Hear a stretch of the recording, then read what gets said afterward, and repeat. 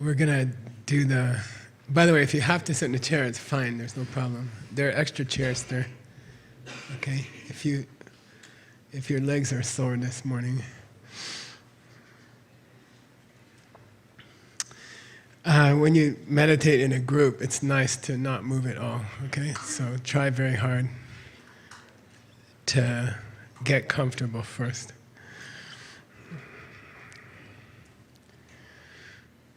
And after we start, please try not to move, even if it hurts, okay? Just be tough guy.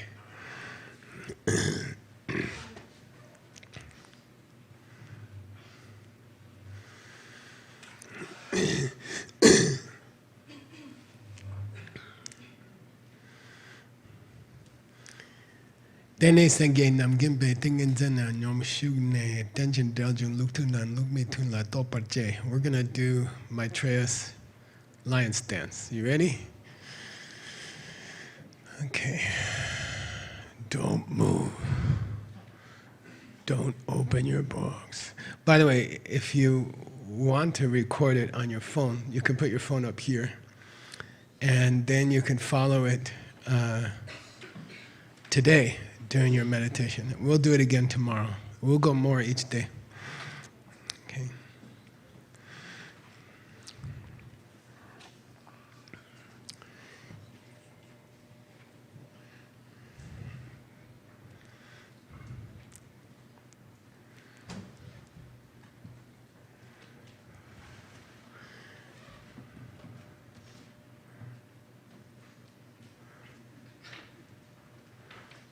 Nothing new since last week, much. Okay.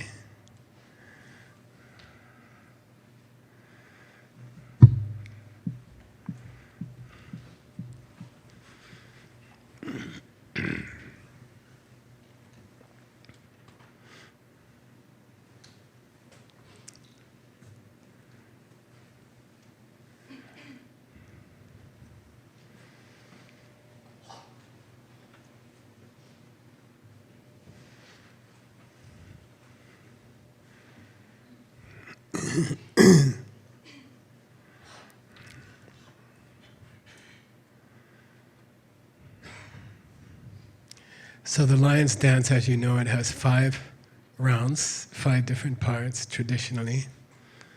The first 2 are just called lion's dance. And then the last 3 are called Tugyalka Tinganzin, Vyatikranta Samapati, over the top meditation. So let's see how far we get this morning. We'll go farther each day. We begin with the normal world, focus. In Buddhist language, it's called desire realm, but it just means our normal, everyday world. And we'll focus on some sound in the room. It could be birds. We're lucky we have an air conditioner here.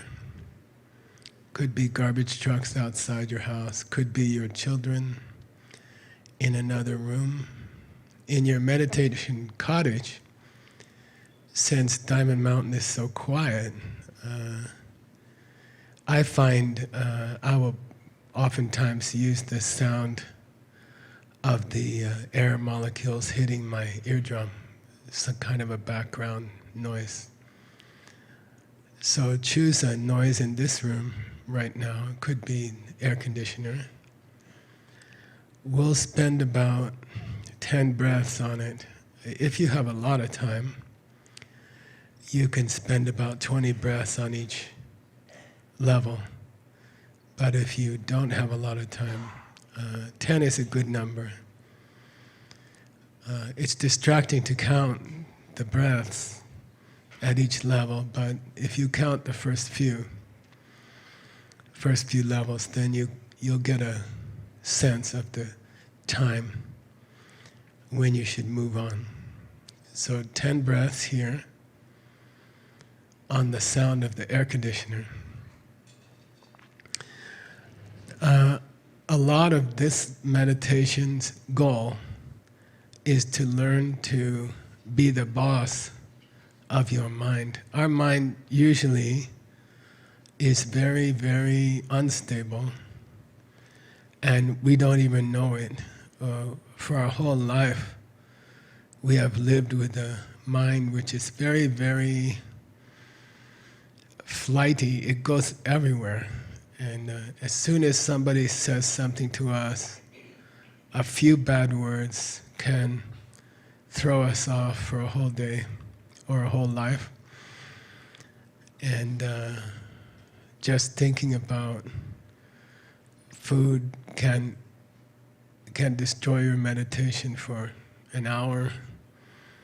So the goal of this meditation is really, you can say, 3 goals. One is learn to boss your mind, learn to control your mind, and tell it where to go. And don't let it just float around like a feather in the wind. Normally, our mind is like a feather in the wind. Whatever's happening around us, good or bad, is like a wind, and our mind is like a feather, and we just follow events and sounds and people's emotions around us. So the first goal of the lion's dance is to develop focus, which just means the ability to control your mind and glue it to the object that you choose. So you have to choose an object, and then you have to put your mind on it, like you put your finger on a cup, and then you have to hold your finger on the cup. You have to press the finger into the cup, so your concentration is like your finger, and you want to press it against the object and keep the contact, glue it to the object. Try to be aware if you come off the object, if your finger leaves the cup. Try to be aware and try to put the finger back on the cup. So, first goal of the lion's dance, of 3 goals, is to become very flexible mentally and think about what you want to think about. So here we go. Consciously press your mind against the sound of the air conditioner and keep it there, hold it there. Don't let the wind of the other concerns of your life push your mind around. Tell them you'll be back later for worries and hopes. This morning, my goal is to think about the air conditioner. 10 breaths here.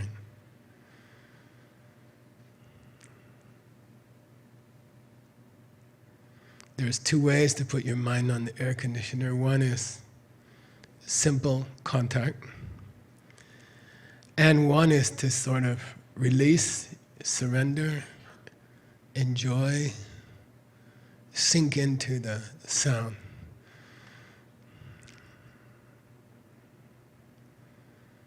Relax, have fun. Fun's very important for your spiritual life. Don't take yourself too seriously. If you start thinking about breakfast, have a few coffee thoughts and then come back. And don't struggle.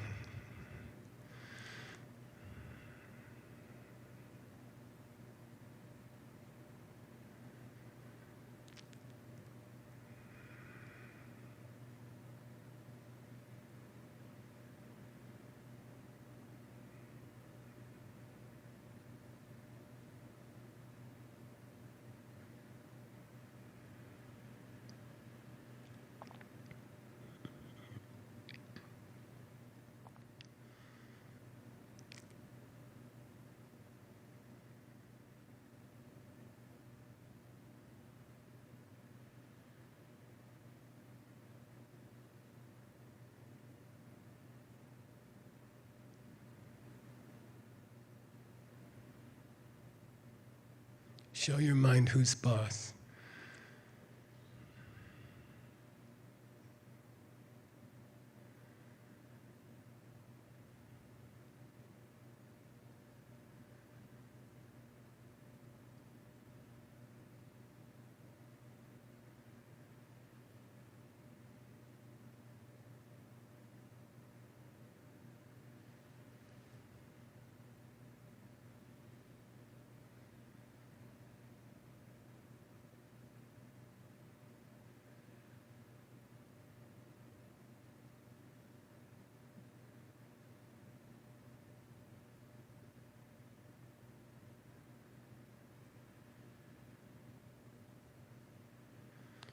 Now we consciously moved our mind to a more quiet place, and the mind responds like a good dog. We tell the mind, we're going to leave the air conditioner, we're going to take our mental finger off the air conditioner and we're going to move it to something a little bit quieter, and that's your heartbeat. So consciously, purposely, tell your good dog mind, let's move to the heartbeat and let's get a little quieter. 10 breaths here.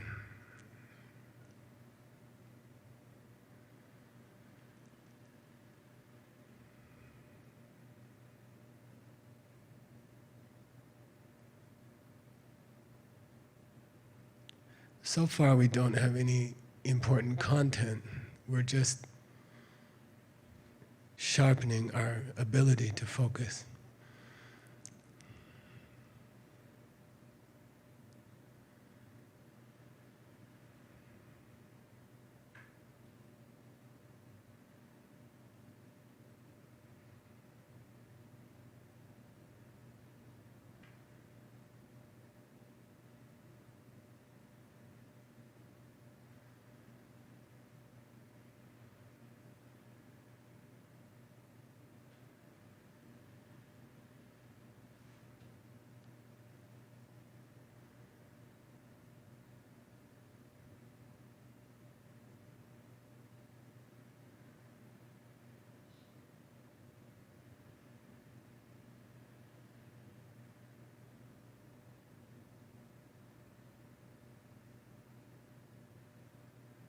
Tell your heart we're going to go to an even more quiet place.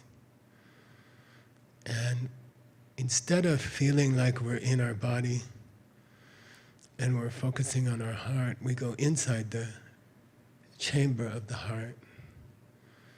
Much quieter place. And the outer world is no longer present outside the heart, because we're inside the heart. You can almost feel the heart beating around you like the walls of a room. And it's a much, much quieter place deep inside your chest than it was when you were watching your heartbeat from the outside. Quieter place. Make your mind do what you want, like a good dog. We're going inside the heart. Stay there, in the center of the heart, more quiet.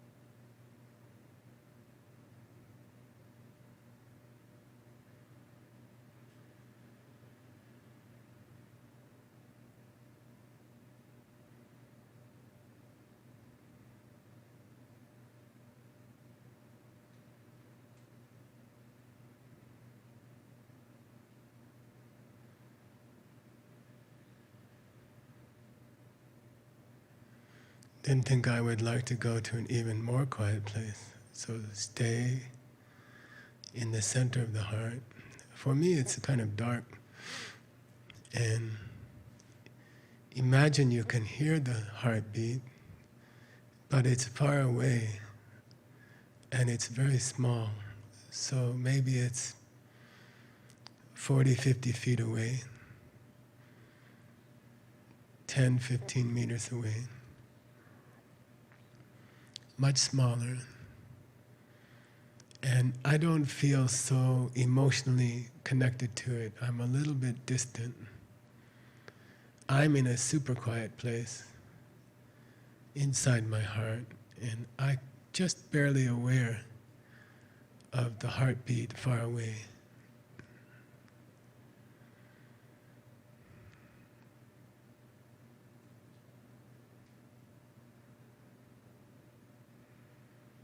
Third form realm level.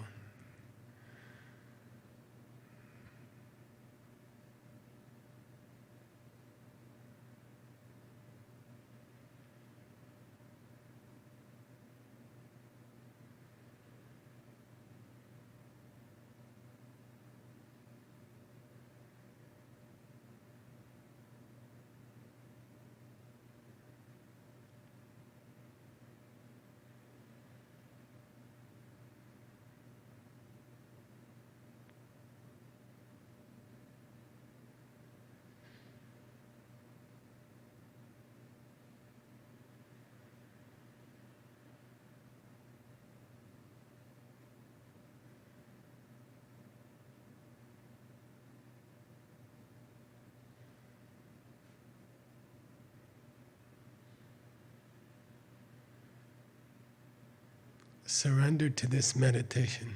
You came here to Diamond Mountain to meditate.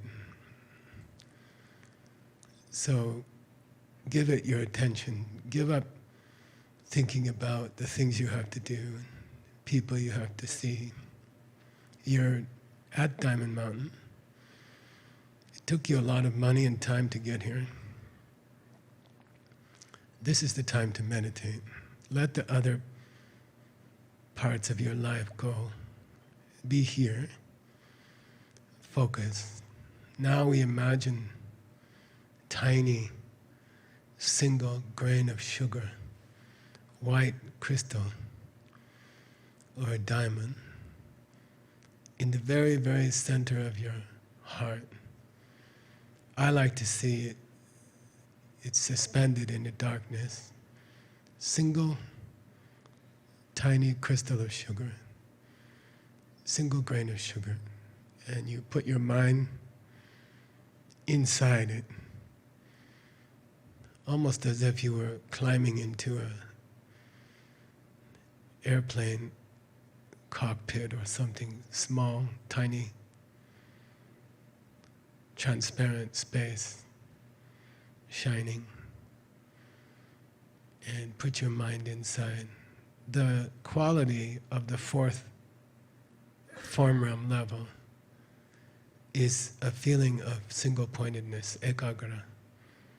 Very laser sharp focus of the mind on a tiny single point. Super quiet. No content yet, no useful content yet. We're just cleaning the microscope.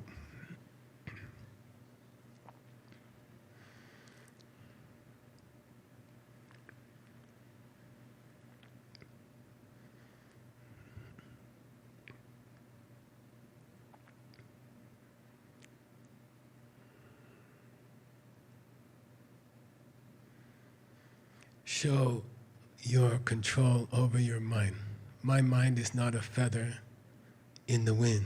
My mind is an obedient, happy, good dog, and I tell it where to go.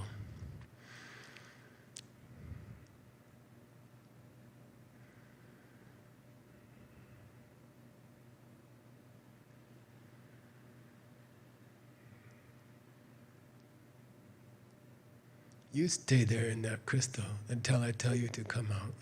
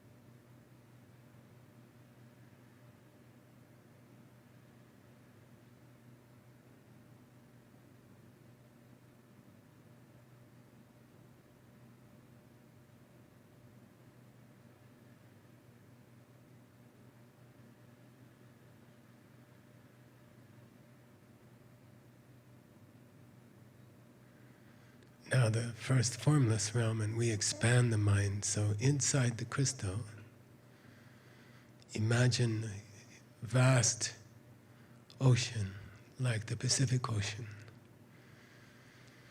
Very, very, very wide as the whole earth, and very, very silent. The surface of the ocean is very quiet, like a mirror. And below it is very deep space. So inside the crystal, try to fit a vast ocean and let your mind expand. It feels really nice. Your mind is expanding towards the horizon. If you want to, you can imagine dropping a small pebble in the center of the ocean, and ripples spread to the horizon, and you can follow one of the ripples mile after mile after mile.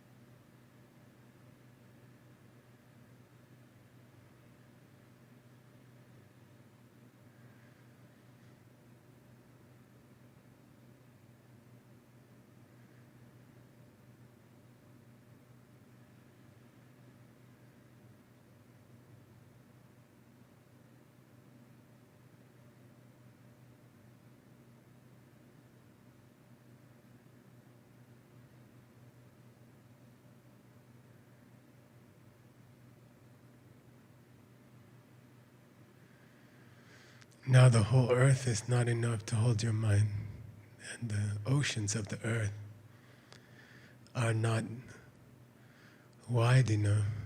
So take your mind up to the sky, as big as the sky, and then stretch your mind further past the sky to the darkness of outer space. And then push your awareness further. Huge envelope opening past the sun, past the other planets, to other stars that are so visible here at Diamond Mountain. Push the envelope of your awareness in a huge expanding ball. And don't stop, keep pushing. I like to imagine, because the number of people in the universe is infinite, given infinite odds, it's surely the case that there are a group of people like us doing the lion's dance somewhere in the sky, in the stars. And I like to imagine my envelope meets their envelope of awareness, and they overlap.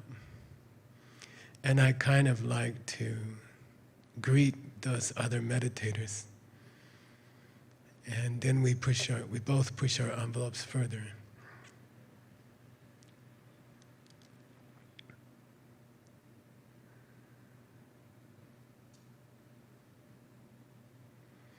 Other thoughts will come up, other things you're thinking about in your life. Just relax, have fun, don't fight. Tell your mind, we worked so hard to come to Diamond Mountain, let's just relax while we're here. I will take care of the other things I have to do in my life. I always do. But right now, let's just have some fun and meditate.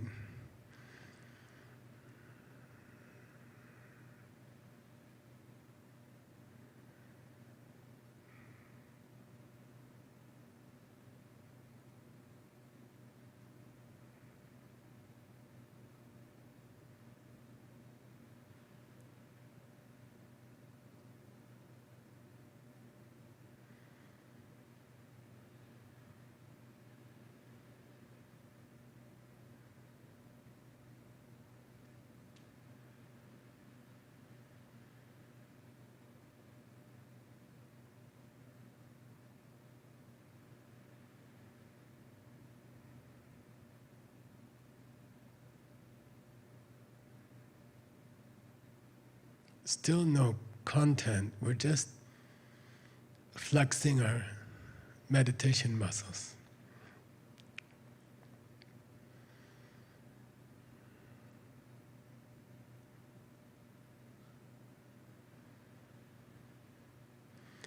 Now, kind of a fun exercise. Try to turn off your mind completely. Imagine you've pulled the plug on your mind and it just stops. And if thoughts come up, if pictures come up or feelings, just very actively block them. We're going to a much more quiet place. It's as if you turned off a light. The mind is dead, like a lamp that's turned off. No thoughts, no feelings, super quiet.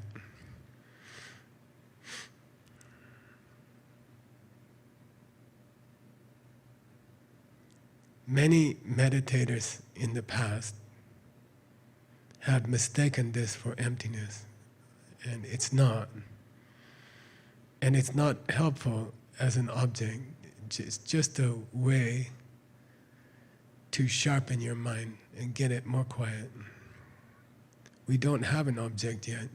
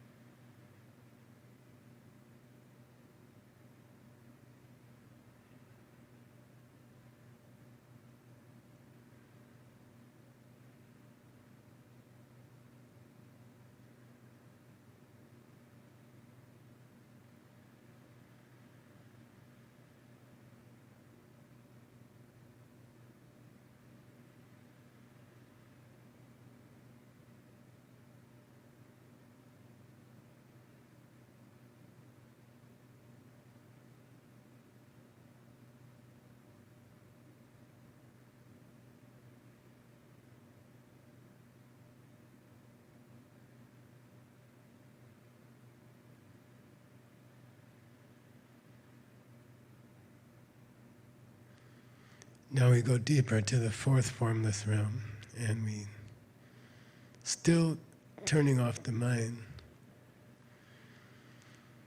But turning off the mind takes some effort to block thoughts, block images, impressions coming through the mind. So now, instead of struggling against those impressions passing through the mind, we surrender to them. We go to a more silent space, and we just let thoughts and feelings pass through the mind, like clouds slowly passing through the sky, and we don't fight them. We notice them, and then we disassociate from them. We decide not to follow them, not to watch them, notice them, and then let them go their way.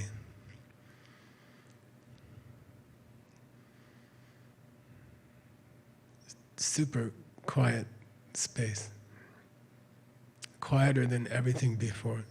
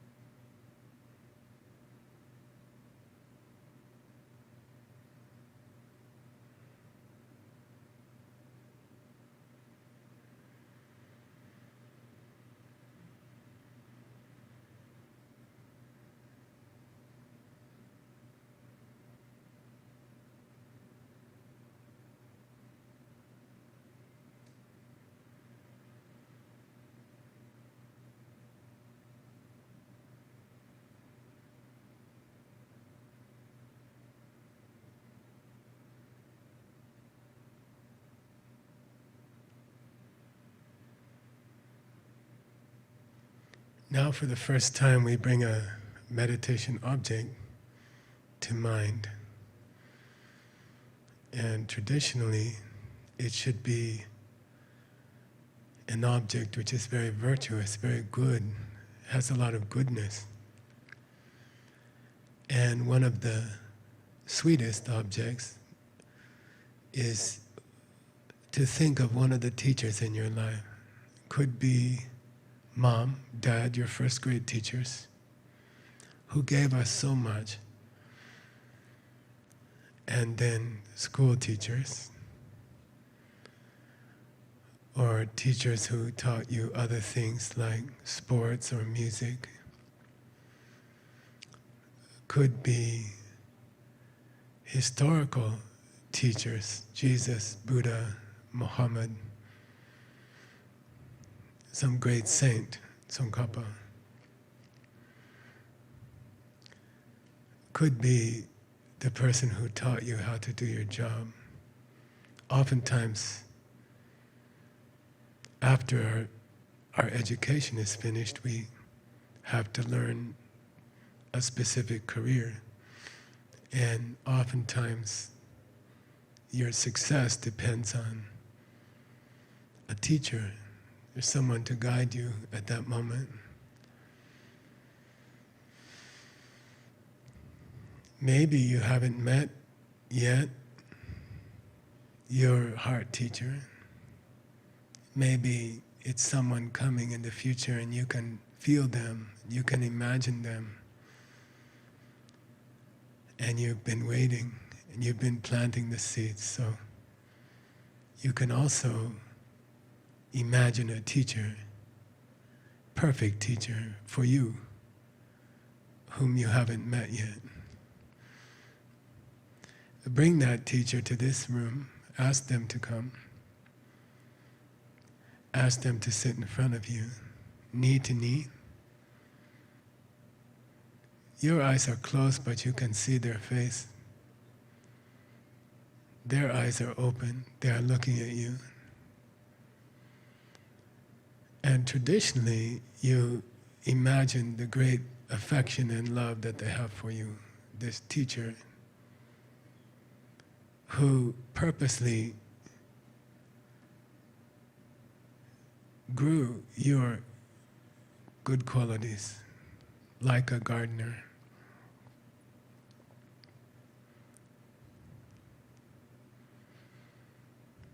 Enjoy sitting with someone who loved you so much and who spent so much time to make you a better person.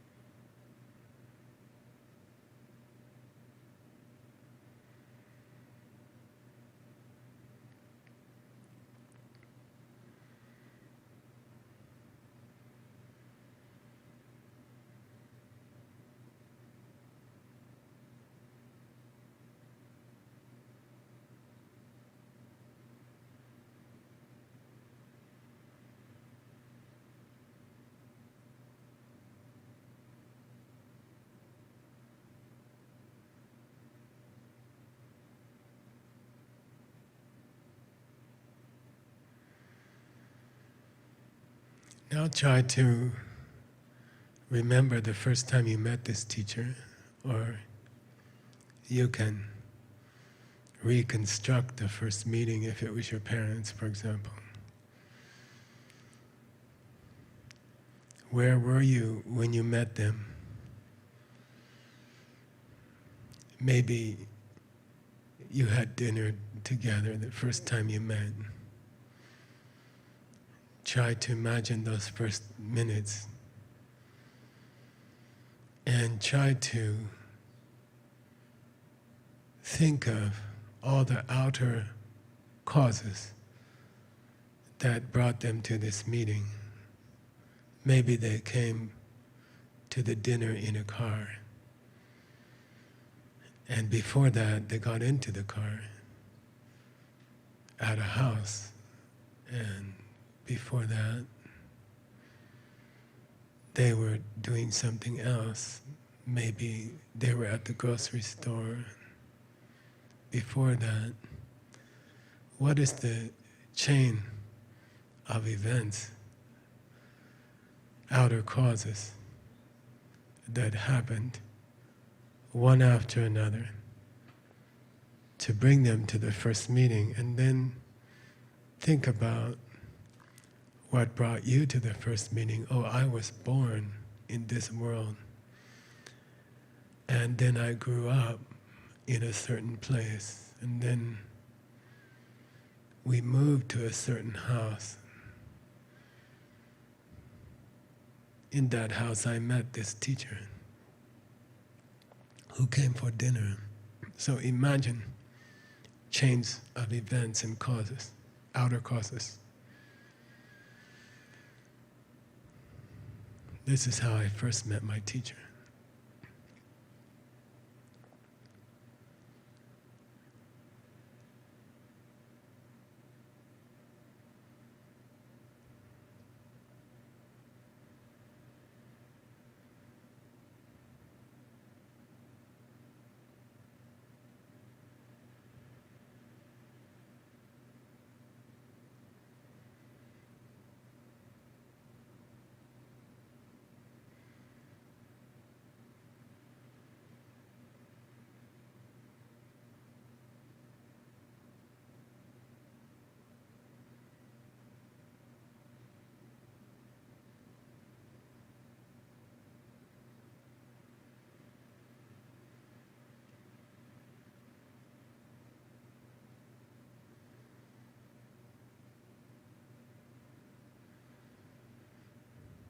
Now try to move your mind like a good dog who listens to you.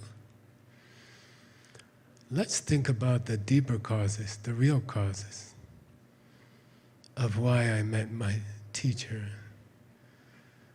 Really, it was seeds opening in my mind. The teacher is coming from seeds opening in my mind. Each of the causes that brought my teacher to the first meeting was also coming from seeds in my mind. The car they traveled in came from my seeds. The house that they left to get in the car also came from my seeds, and their birth upon this planet was also coming from my seeds.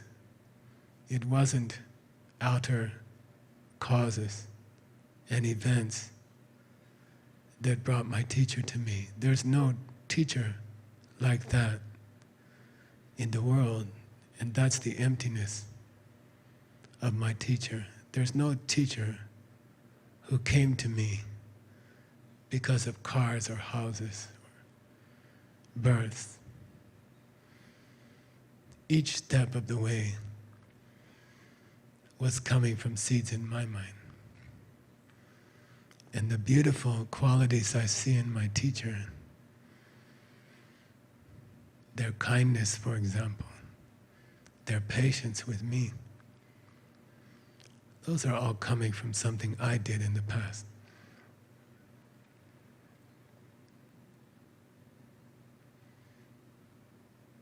move from emptiness, Maitreya says, in this meditation, 3 important topics. Number 1, sharpen your mental powers. Make your mind a good dog who listens to you. Number 2, spend some time on emptiness. The absence of a teacher who came to our first meeting in a car. No such a teacher.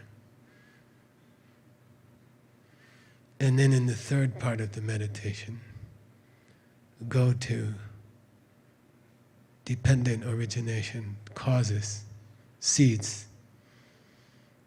Where did your teacher really come from? These are the 3 topics of the lion's dance. Sharpen your mental powers. Perceive emptiness of a teacher who could come through outer causes to your first meeting. And then thirdly, explore the real causes, the inner seeds, where your teacher is coming from. And now we move to the dependence, the causes, the seeds for the teacher. And go to your past lives, take a trip to your past lives, have fun. Try to imagine, what did you do to make this beautiful teacher come out of seeds in your mind? What did you do to plant those seeds? Long ago, okay, we cannot see our past life directly, many of us. But we have the right to imagine how it might have happened. And that imagination must also be coming from actual seeds. So anything I can imagine I did in my past life is already partly true. So we admit we are writing a story, we are making a movie of our past life. But have fun and make a nice movie. It's certain, beyond any doubt, that you planted your teacher, this beautiful teacher in your life. And you must have done something very kind to other people over a long period of time. So go back. I like to choose a country like Mexico. Then I like to choose a time, like 1,000 years ago. Then I like to choose a village, maybe in the Sonora Desert. Then I like to decide, was I a man or was I a woman? Then I like to dress myself. Maybe I was a man wearing simple white cotton clothing, handmade. And maybe I was a teacher in my village, and I taught small children like Kiri. And in those days I was much more patient and much more attentive to others. And happily I served those children for years. And then bring up some specific moments of patience or kindness with a specific child. Paint the face of this child. See their happiness. And reconstruct with the power of your logic what you must have done to plant the seeds that have created your teacher in this life. We'll spend a few minutes here Then we're going to take a break. So try to focus hard and really have fun. Don't struggle. Make a nice story.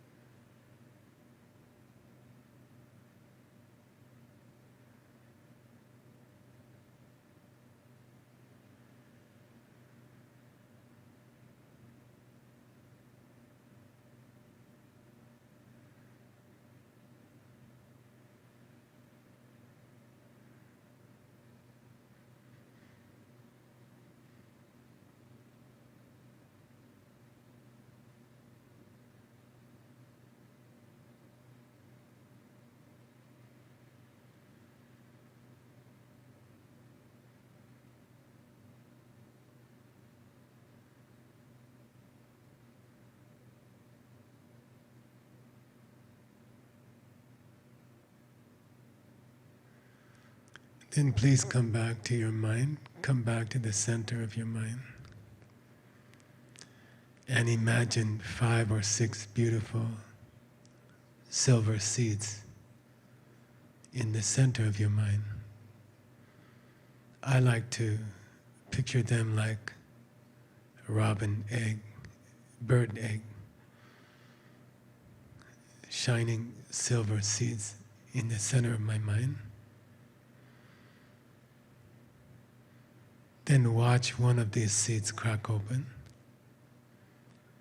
and an image comes out like a hologram of a kind and patient teacher. And I like to imagine that that image floats to the back of my forehead, and it goes through my forehead, and it goes to my teacher, and it covers them like a nice coat. It coats them, and it sort of sinks into them. And because of that image, I see a teacher. And because of that image, the teacher is kind and patient. Then I go back to the rest of the eggs and I watch one more open.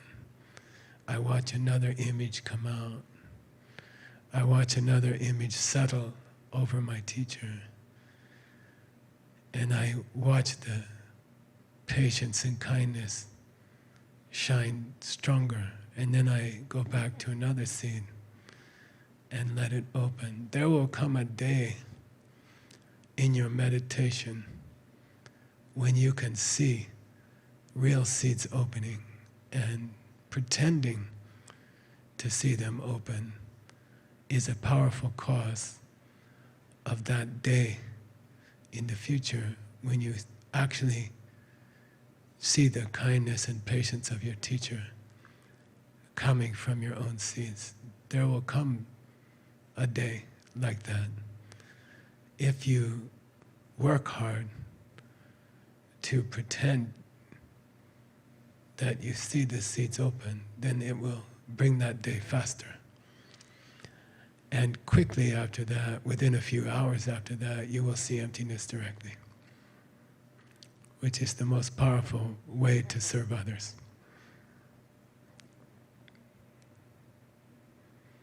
Seeds opening one by one.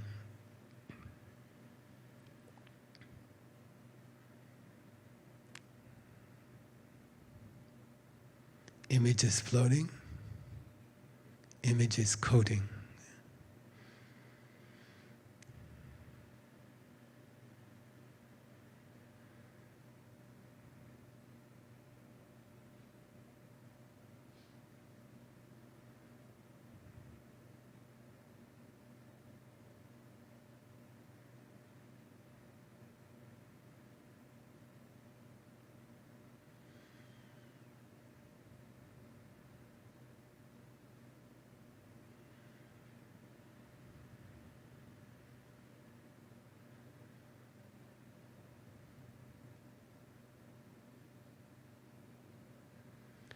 Now, 3 long exhales. Do not open your eyes yet. 3 long exhales.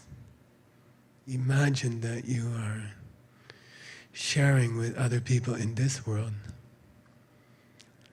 the understanding you have gained from this meditation and the good karma of working so hard at Diamond Mountain. You're tired.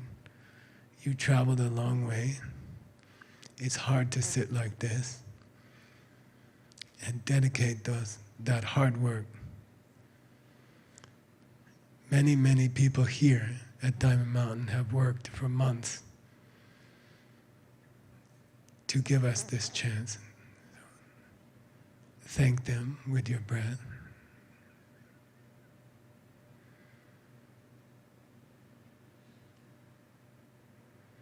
Then slowly open your eyes. I like to take a stretch. And a cappuccino. We'll take a pee-pee break, okay?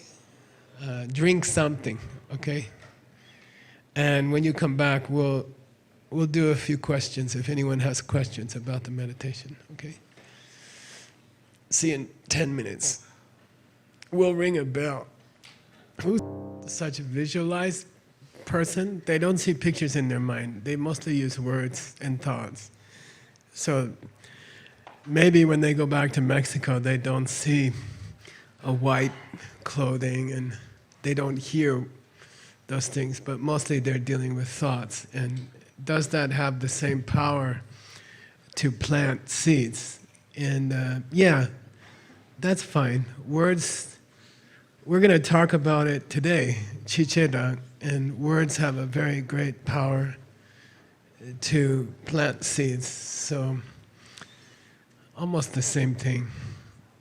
So if you're more a person who's less visual in your mind, that's fine. You still plant strong seeds, okay? Whether the pictures are different from the words, and what are the words? Are they sounds or are they concepts? That's a debate, but it works the same. Any other questions?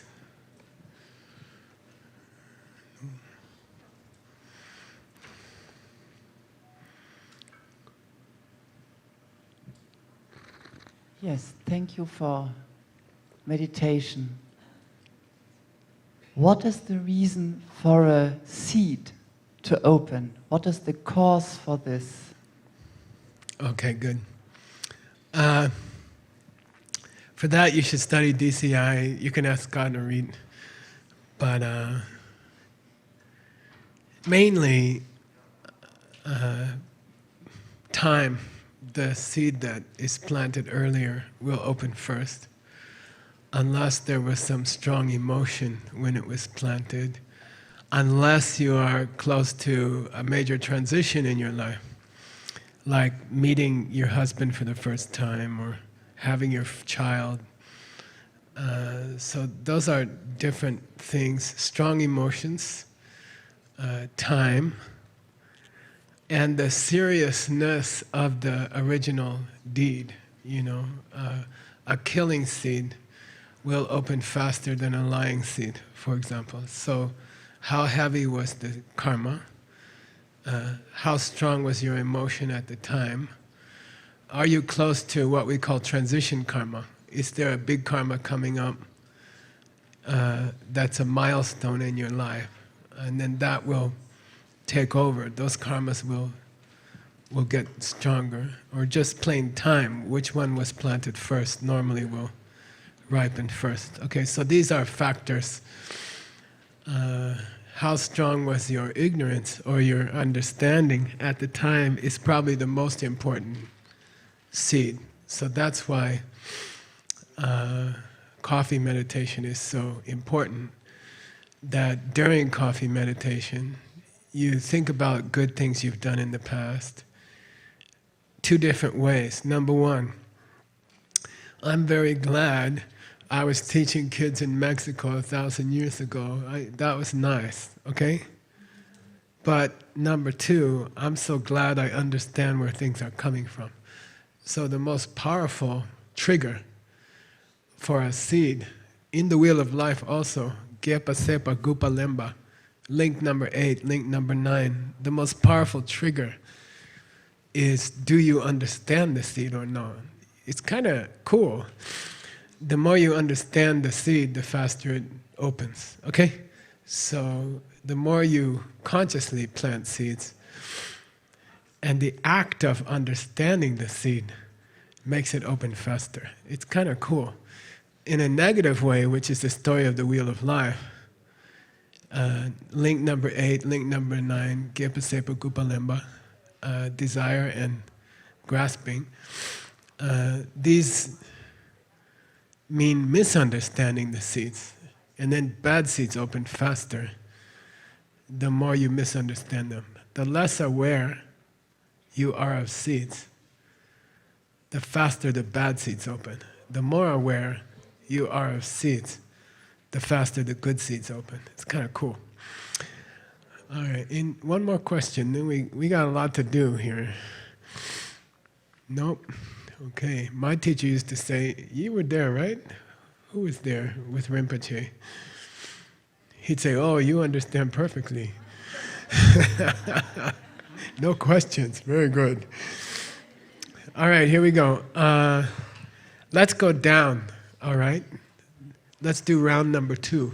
Today we'll do round number 1 and round number 2.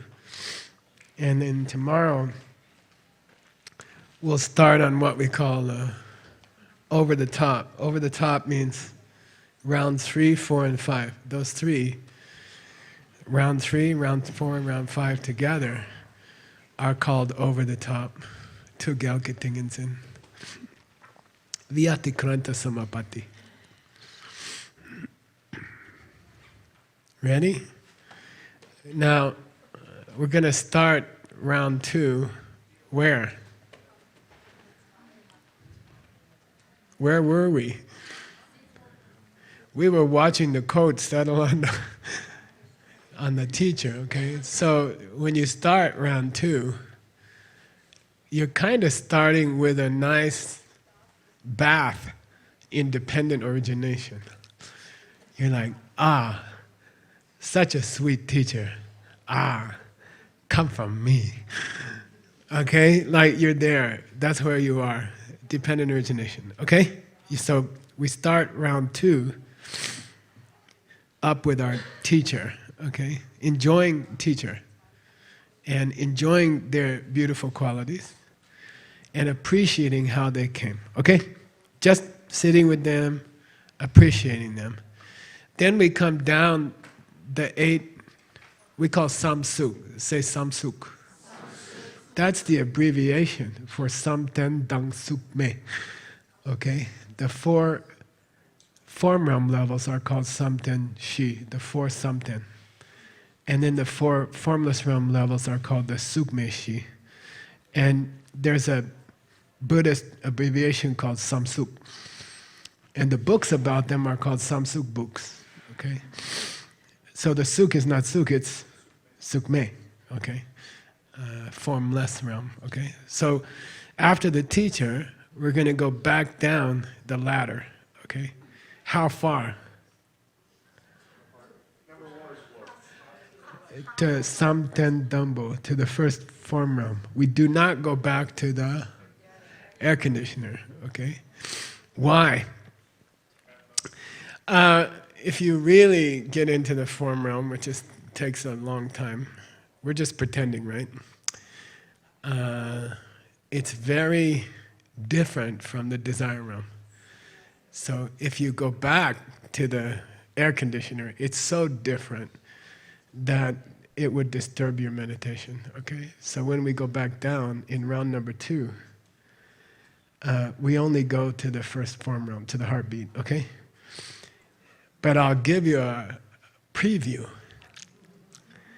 In round 5, we throw the air conditioner all over the place, okay? Heartbeat, air conditioner. Inside heart, air conditioner.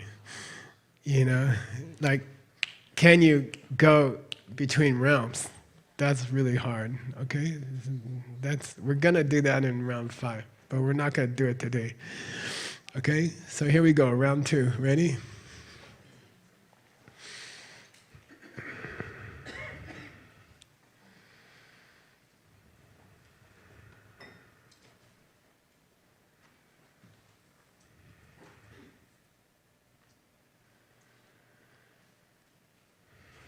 So we'll start with the teacher, enjoying the teacher.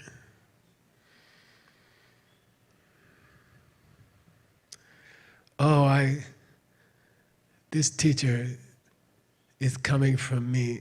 That's not the important thing. The important thing is, if you understand where they're coming from,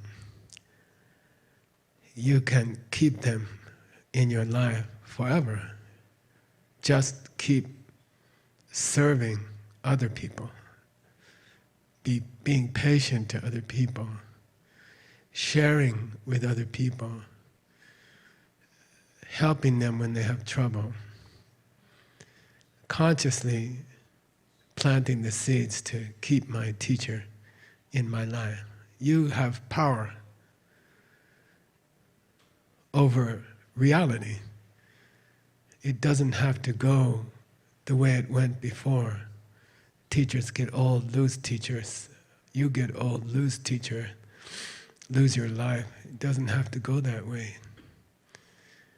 If I'm responsible, if I'm planting this person, then I can keep this person with me forever. If I just keep serving other people, planting seeds. So appreciate that and sit with your teacher for a few minutes.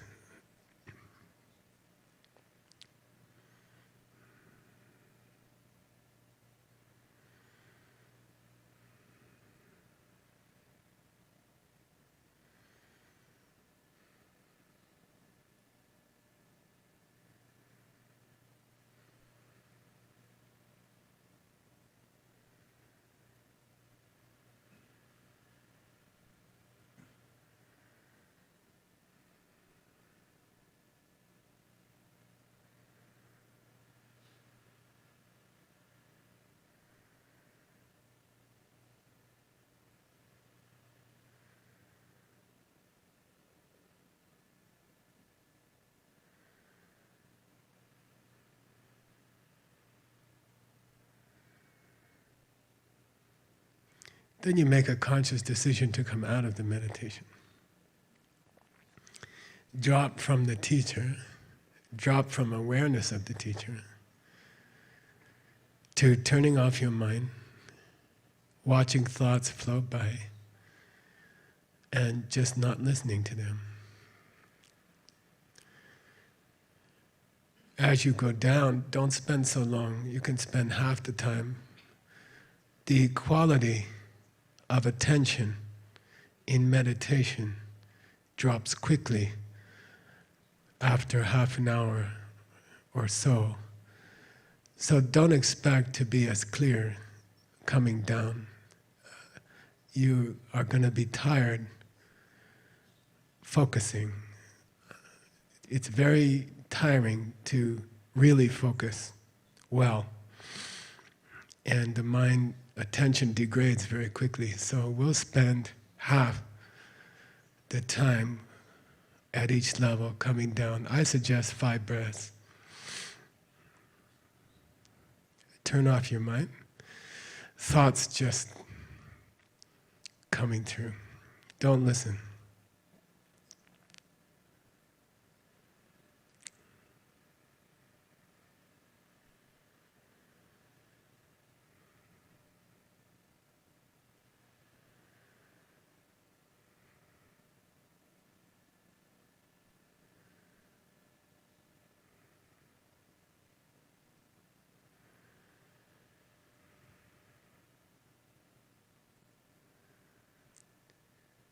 Drop down another level. 7th floor of the hotel. Mind is turned off, and you're consciously blocking thoughts.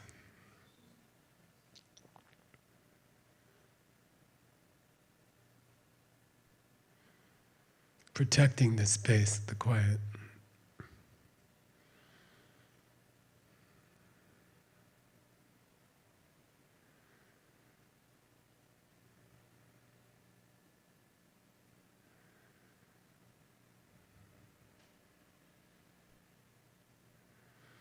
Bring the mind back from endless space. Bring it back to earth. Bring it back to this room from the corners of the universe. Maybe you pass some other meditators' envelopes on the way. Say hi.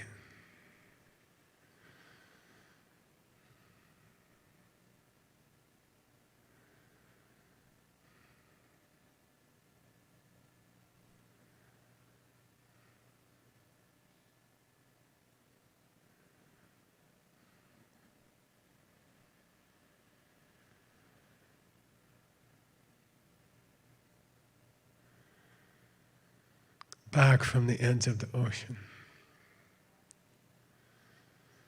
Ripples coming back to the center of your mind.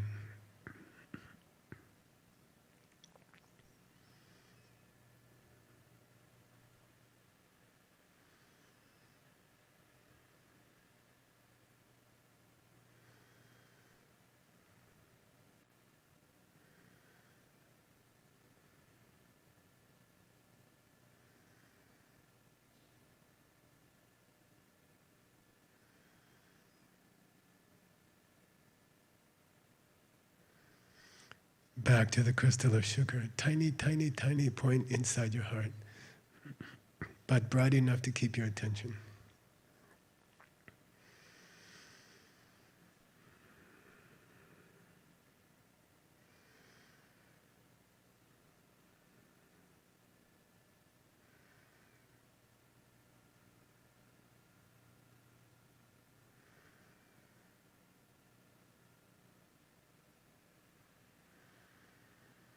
Back to the heartbeat at a distance, tiny, tiny heartbeat in the darkness at the center of your heart, far away, distant heartbeat.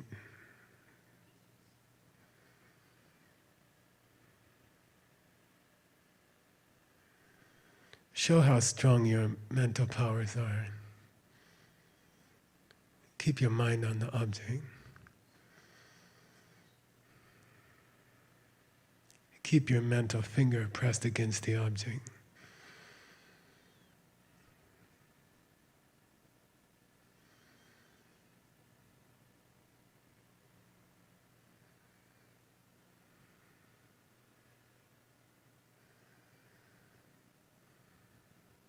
Back to the heart beating around you in the silent chamber of the heart.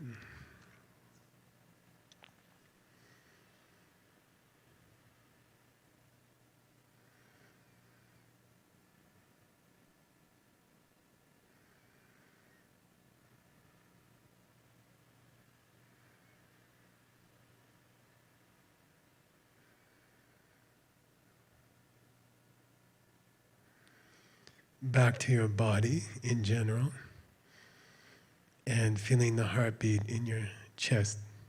If you're alone in a Diamond Mountain beautiful cottage, you can probably follow the sound of the heartbeat in your ear.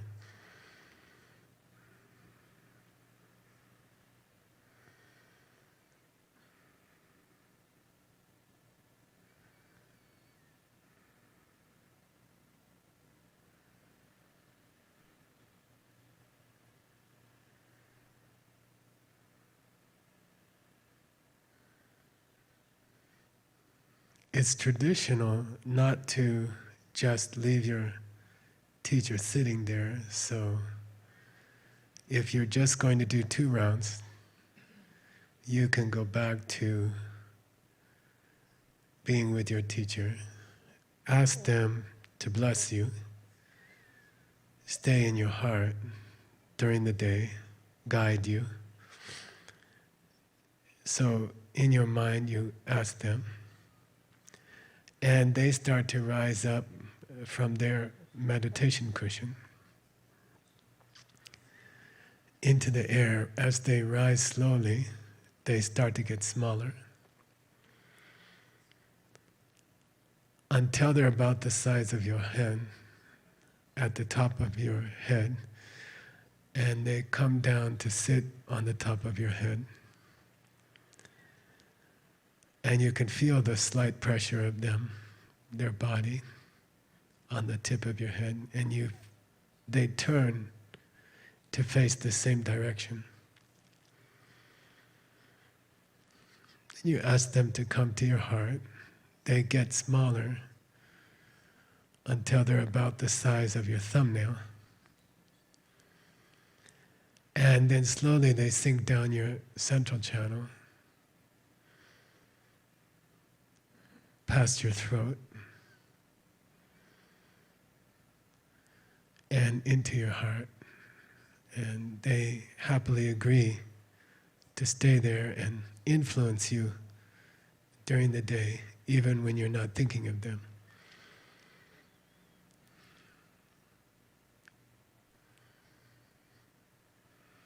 Three long breaths. Imagine you're sharing the good karma of this spiritual work.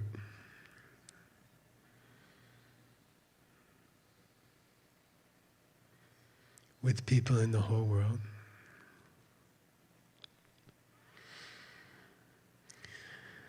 Then slowly open your eyes. Take a stretch.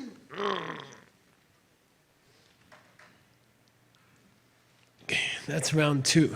Tomorrow we do 3 and 4. Okay? 1, 2, 3, 4. All right, we have lots of work to do. What are the 2 things we have to do now? Review the whole Kamalashila, whole Diamond Cutter, and yeah, do the last part, which we haven't finished yet, okay? Which is shorter than the other parts, okay? So here we go. Katie, we're going to part 4.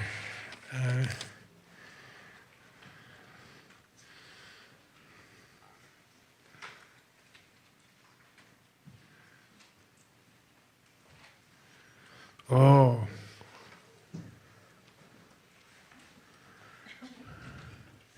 It's I think, I'm afraid it's Chicha dog. Or am I wrong? I'm sorry. No, you're right. It's, no. It is Chicha dog, I think. Yeah. Meditation number 5. Kamalashila 5.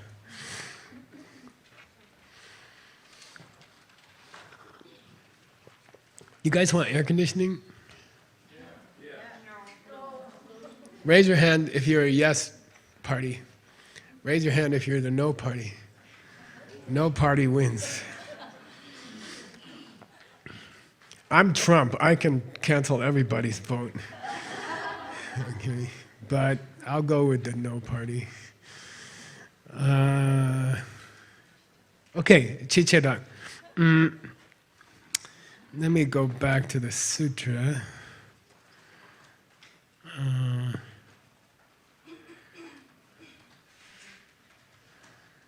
We're at section, those of you following, it's 125, section 125 in the sutra. By the way, Nick found a big mistake in my translation. Thank you. And so we have a new version coming out soon, as soon as Stanley and I have some time. Okay. Buddha says, why? Subhuti, teaching of the Dharma that you are thinking of when you say teaching the Dharma is a teaching of the Dharma that doesn't exist at all. Okay? A teaching of the Dharma. So, in the Heart Sutra, that's called Chukin Namdang. At the beginning of the Heart Sutra, the Buddha goes into meditation. The meditation is called Chukin Namdang. And it means a manifestation of the Dharma. Okay? So, I'm going to use this cup because I want to keep sipping my coffee.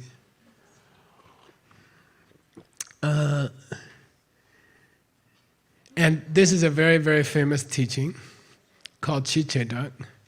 It's the best teaching you can study if you want to see emptiness directly, okay? So you just think about it, all right? And it's connected to subtle impermanence. And someday I'll teach you more about that, okay? One version of subtle impermanence is that things are changing moment by moment, right? But that's not the real subtle impermanence. Okay, it's more subtle than that. Okay.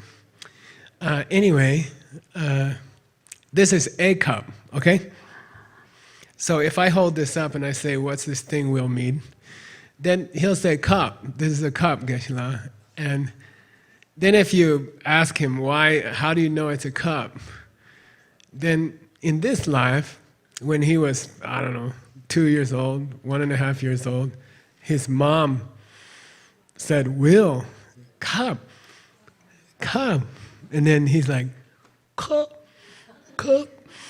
And she's like, "Cup, cup." And he's like, "Cup, cup." Okay? And then, so your mental archetype, your mental picture of a cup in this life is often the one that your mom taught you, okay? Car, car. Your mom says, "Car," you go, "Car." And then after that, every time you see that thing, you're like, "Mom, car." Right? Kiri does that, right? He's at that point.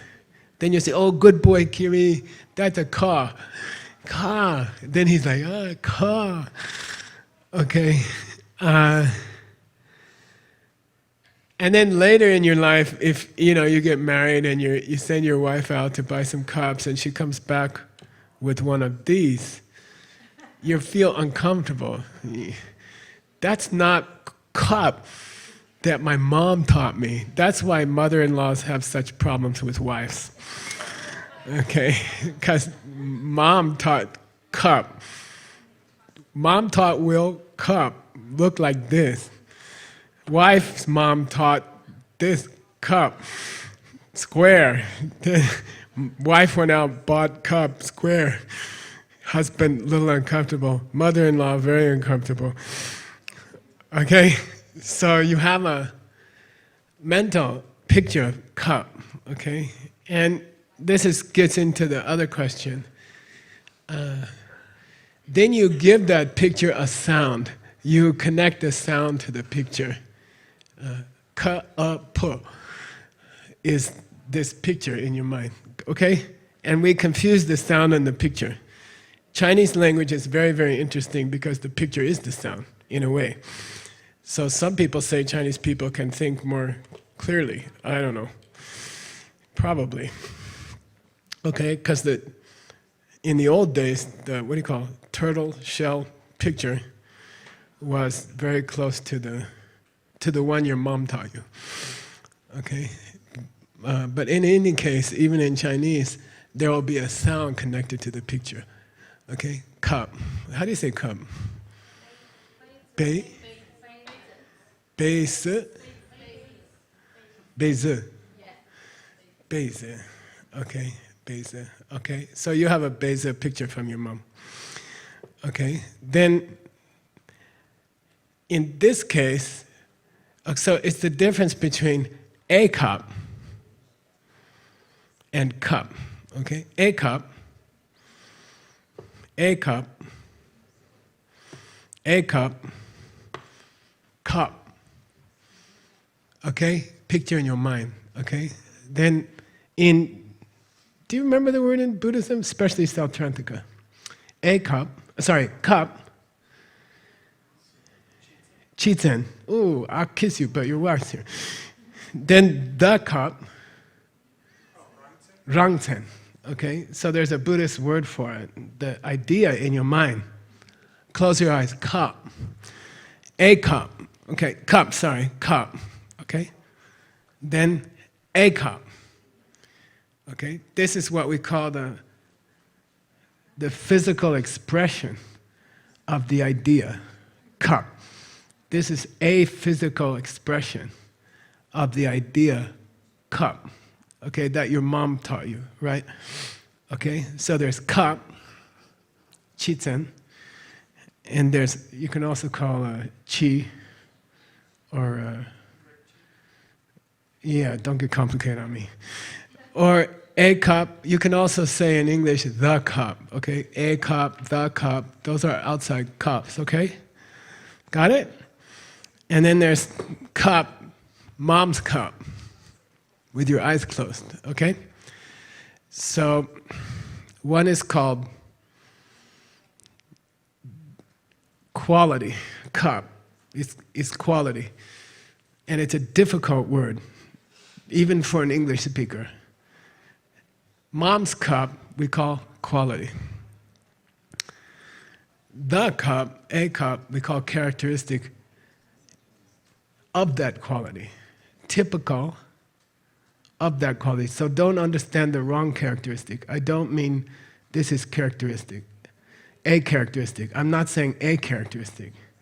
I'm saying this is typical of the type cup, okay? Cup with your eyes closed, mom's cup, a cup, okay? Even wife's cup. Okay, got it? Now, this is how does it relate here? What's the chi in this line of the Diamond Cutter Sutra, and what's the chitta?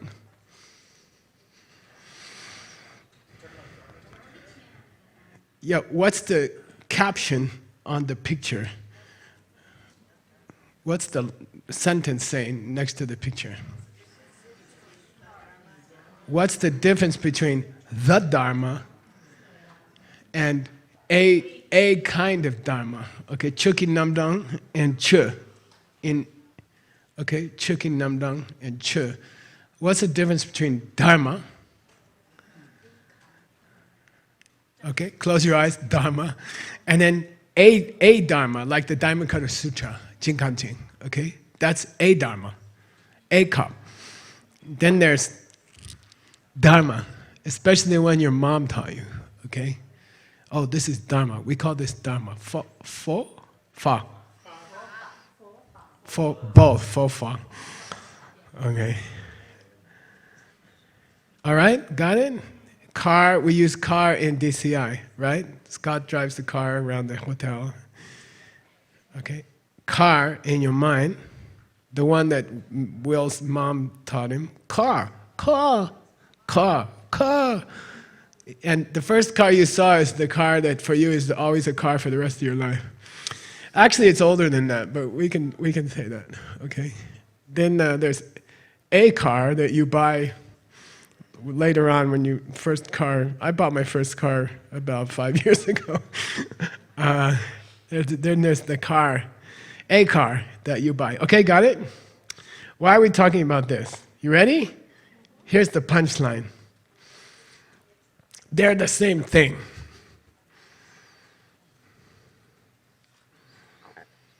This is a picture. Ayah, demon. Sorry. This is a picture coming out of your mind. Okay? This is the kwa. This is the cup that your mom taught you. There's no difference. Okay? This is cup. A cup is always cup. Got it? Okay? You're always watching a picture. Okay? That's why we went to the lion's dance. You were watching a picture of your teacher. Okay? You're always watching a picture. Got it? Sometimes we give the picture a name. Cup. But the real word is the picture of the cup your mom showed you when she said, "This is cup." Did she call you Willie? I don't know. William, this is cup. Okay? A cup and cup are the same in Buddhism. Okay? Got it? That's dependent origination.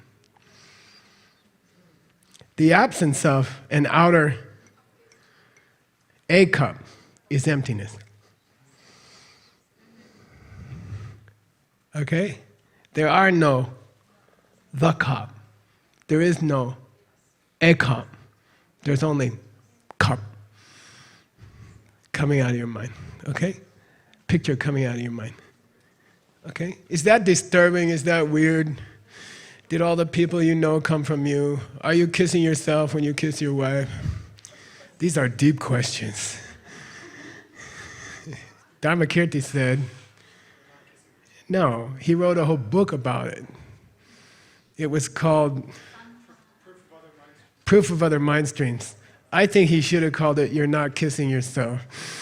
If it was me, I would have called it You're Not Kissing Yourself. He called it Proof of Other Mind Streams. But yeah, your seeds are so good that when you make another person, you make them independent of you. Okay? They talk, they think, they have their own life. Okay? Got it? Your seeds are so good. Okay? Don't think that because people are coming from you, they're coming from you. They're separate from you. Okay? Got it? Okay, so don't get weird, you know. Don't refuse to kiss your wife because it's weird to kiss yourself. Just keep kissing her.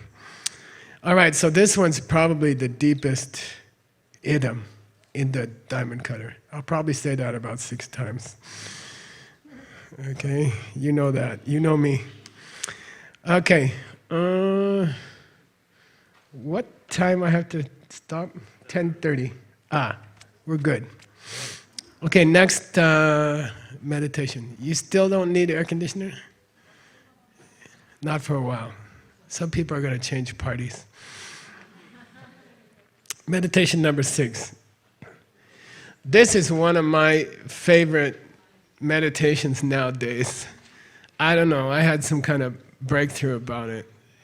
It's starting to make its way into DCI. I like to think of new ideas from the Diamond Cutter Sutra like snow on the mountain. Veronica lives in Flagstaff. There's a big mountain there. Mount Humphreys? That peak in Flagstaff. And it snows there in the winter. And then all spring, all summer, water comes to the city from the mountain, okay? I like to think all the translation work from the translation team, who have named themselves the mixed nuts, is like snow on the mountain, and then it melts, and it comes into DCI. You see what I mean? So you're going to see this one in DCI in a couple of months, probably. All right. So it's famous in English that you start a story with once upon a time. Evam maya shrutam. Once I heard, that's how all sutras begin also, okay? I heard this one time, okay? So this is the most common sentence of an English story, usually, once upon a time, you know, long ago, okay? And we kind of covered it in the lion's dance, but I want you to just remember, okay? And let's go to the sutra here. Well, it's the same part of the sutra, okay? How did your teacher come to your first meeting? How did you come to your first meeting? Oh, Geshe-la, I went to school that day. I came home. My big brother said, "You want to work on this race car together?" We had a race car in the garage. And it took 2 people to drive the race car. We used to practice down the residential street. We used to get up to like 100 miles an hour in a residential street. It's a Camaro. And because the accelerator didn't work, the pedal didn't work. So one guy had to pull that with his hands, and the other guy had to drive. So you had to sit really close together, and then one guy go like this, and the other guy. And so we were under the car fixing it, and that's how I got to dinner that night. You know, I went to school, I worked on the car, I went to dinner. Then teacher came from their house. I guess their mom drove them. Then they came to my house. We met, okay? So if I ask you what's the causes of our meeting, you can say, well, you went to school, Geshe-la, then you worked on the car, and then you had dinner, and you met your teacher at the dinner. And then the teacher can say, well, I was at my mom's house, and I got in the car, and I came to the house, and I met Michael, okay? These are the causes. I like you to start calling them outside causes, okay? Think about them as outside causes, okay? So they happened first, one by one, and then the meeting happened. And this is the lower interpretation of dependence, okay? Now, what's the higher one? Your seeds opened and created a school. And your seeds opened and created a teacher in the school. And your seeds opened and created a school bus. And then your seeds opened and the teacher said something. And then your seeds opened and the blessed final bell rang at school. And then your seeds opened and they put you back on the bus. And then your seeds opened and the race car came in the garage. And then your seeds opened and you had dinner and your teacher walked to the door, okay? One by one, seeds opened. Are they consecutive? Are they consecutive? Yeah, but did they cause each other?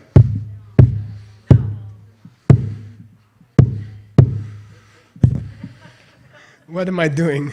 I invented this in Russia, I think, and the Russians got really upset at me.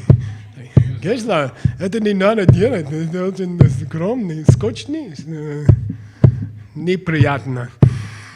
Don't do that, it's unpleasant. You know? And I'm like, what? Do what? They said, stop banging on the microphone. I said, oh, you're talking about this? Yeah, I'm sorry, I have to do this. Why? Because every time I do this, the sun comes up the next day. I have to do this. Can you imagine how bad it's going to be for the farmers if the sun doesn't come up? All those people trying to get a suntan. If I don't make the sun come up, Geshe-la, banging on the microphone doesn't make the sun come up. Yes, it does. You watch tomorrow. Okay. Yeah, but Geshe-la, there's no connection. Everything's like that. Everything's like that. There's no connection. Got it? There's no connection. Seed open, seed open, seed open. The only connection is between the seed and the bus, and the seed and the school, and the seed and the teacher. And they happen one after another. But it doesn't prove a connection. Got it?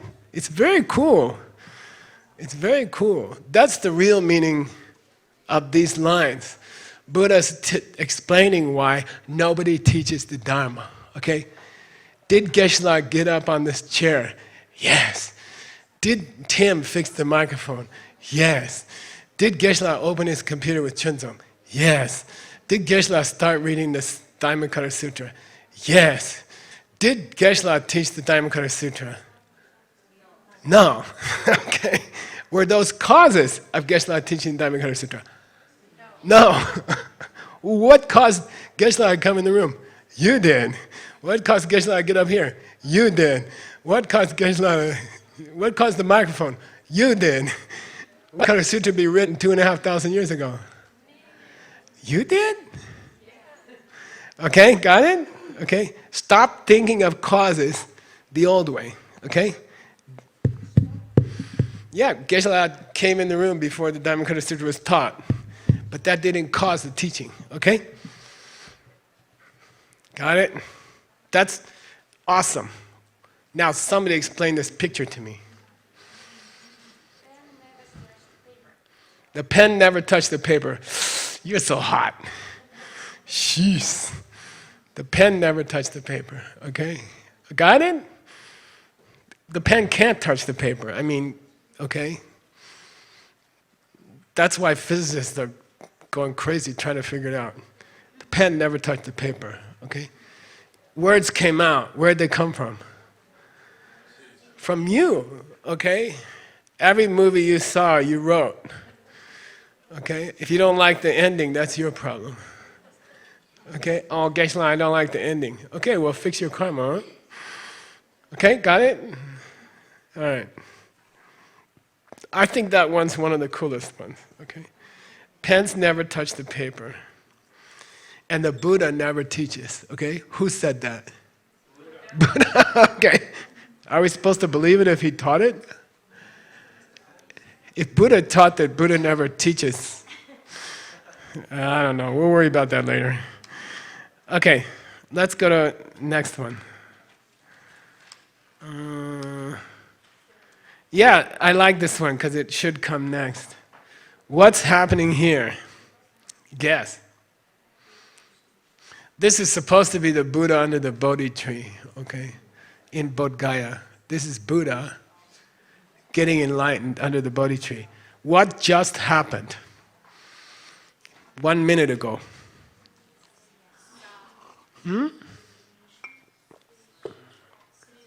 What happened the minute before Buddha got enlightened? Huh? Nah, don't get all philosophical on me. I mean, what's the story?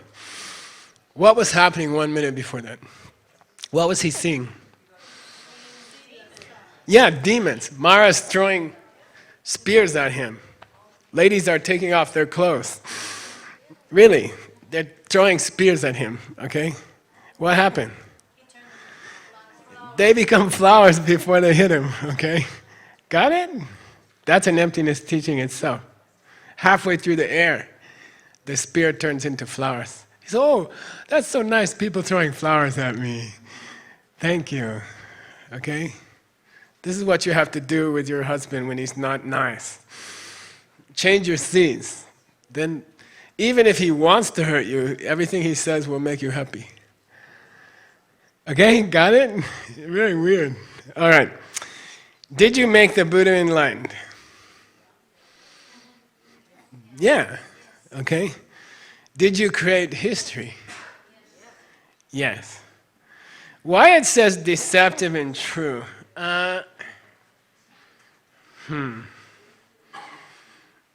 There is a deceptive part. You know, if you go to Bodh Gaya, you can see this tree, and it looks old, and it looks like somebody planted it, and it looks like somebody sat down in front of it. That's true. It looks like that, okay? Is it like that? No, it came from you, okay?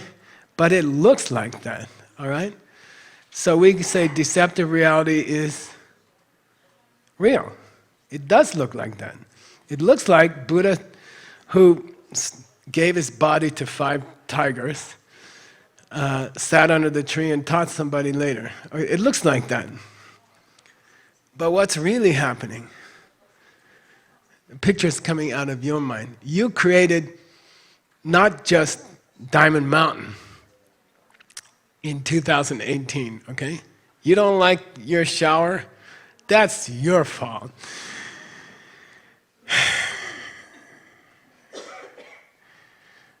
No, actually they're all wonderful. And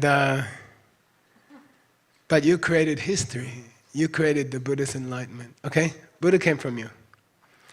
And there's many people in this world who never heard of Buddha, who never heard of Jesus, they never heard anything. They didn't plant the seeds to have any guidance from anybody. And they're just like animals, okay? Got it? You're lucky. You had seeds that created Jinkan and a Buddha who taught it. Okay, got it? Good job. All right. Next one. Oh, cool. Now you get to figure out what this is.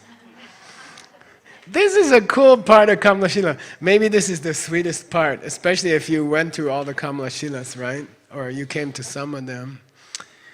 So normally, there's two kinds of people in the universe.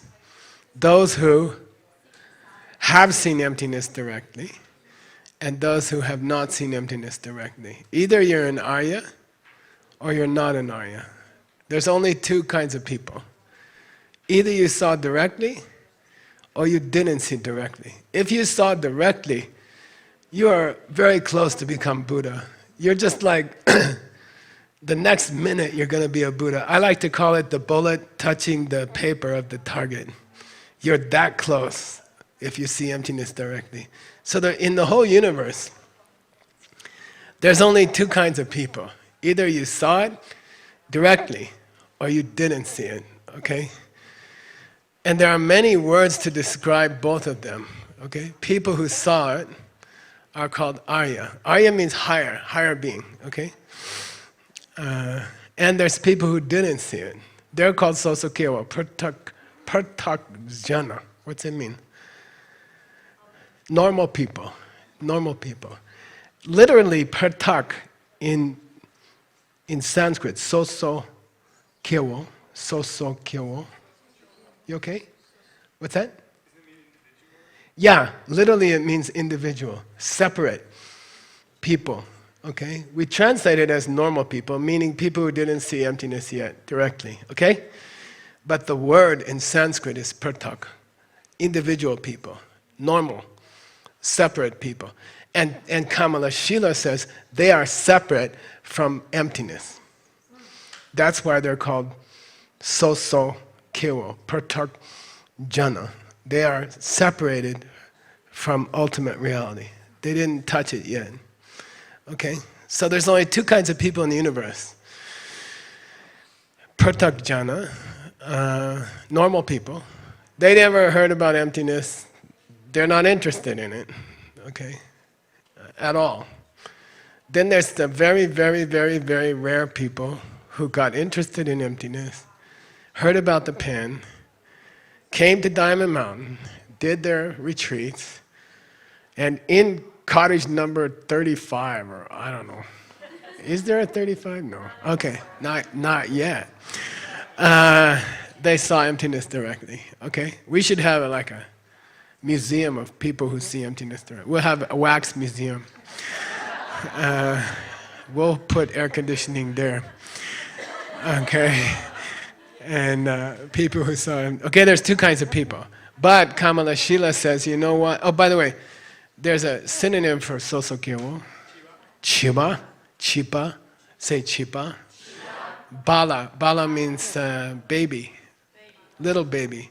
In English, we have an idiom. We say 2-year-old. How old is Kiri? 2-year-old. Kiri is a good example. His son.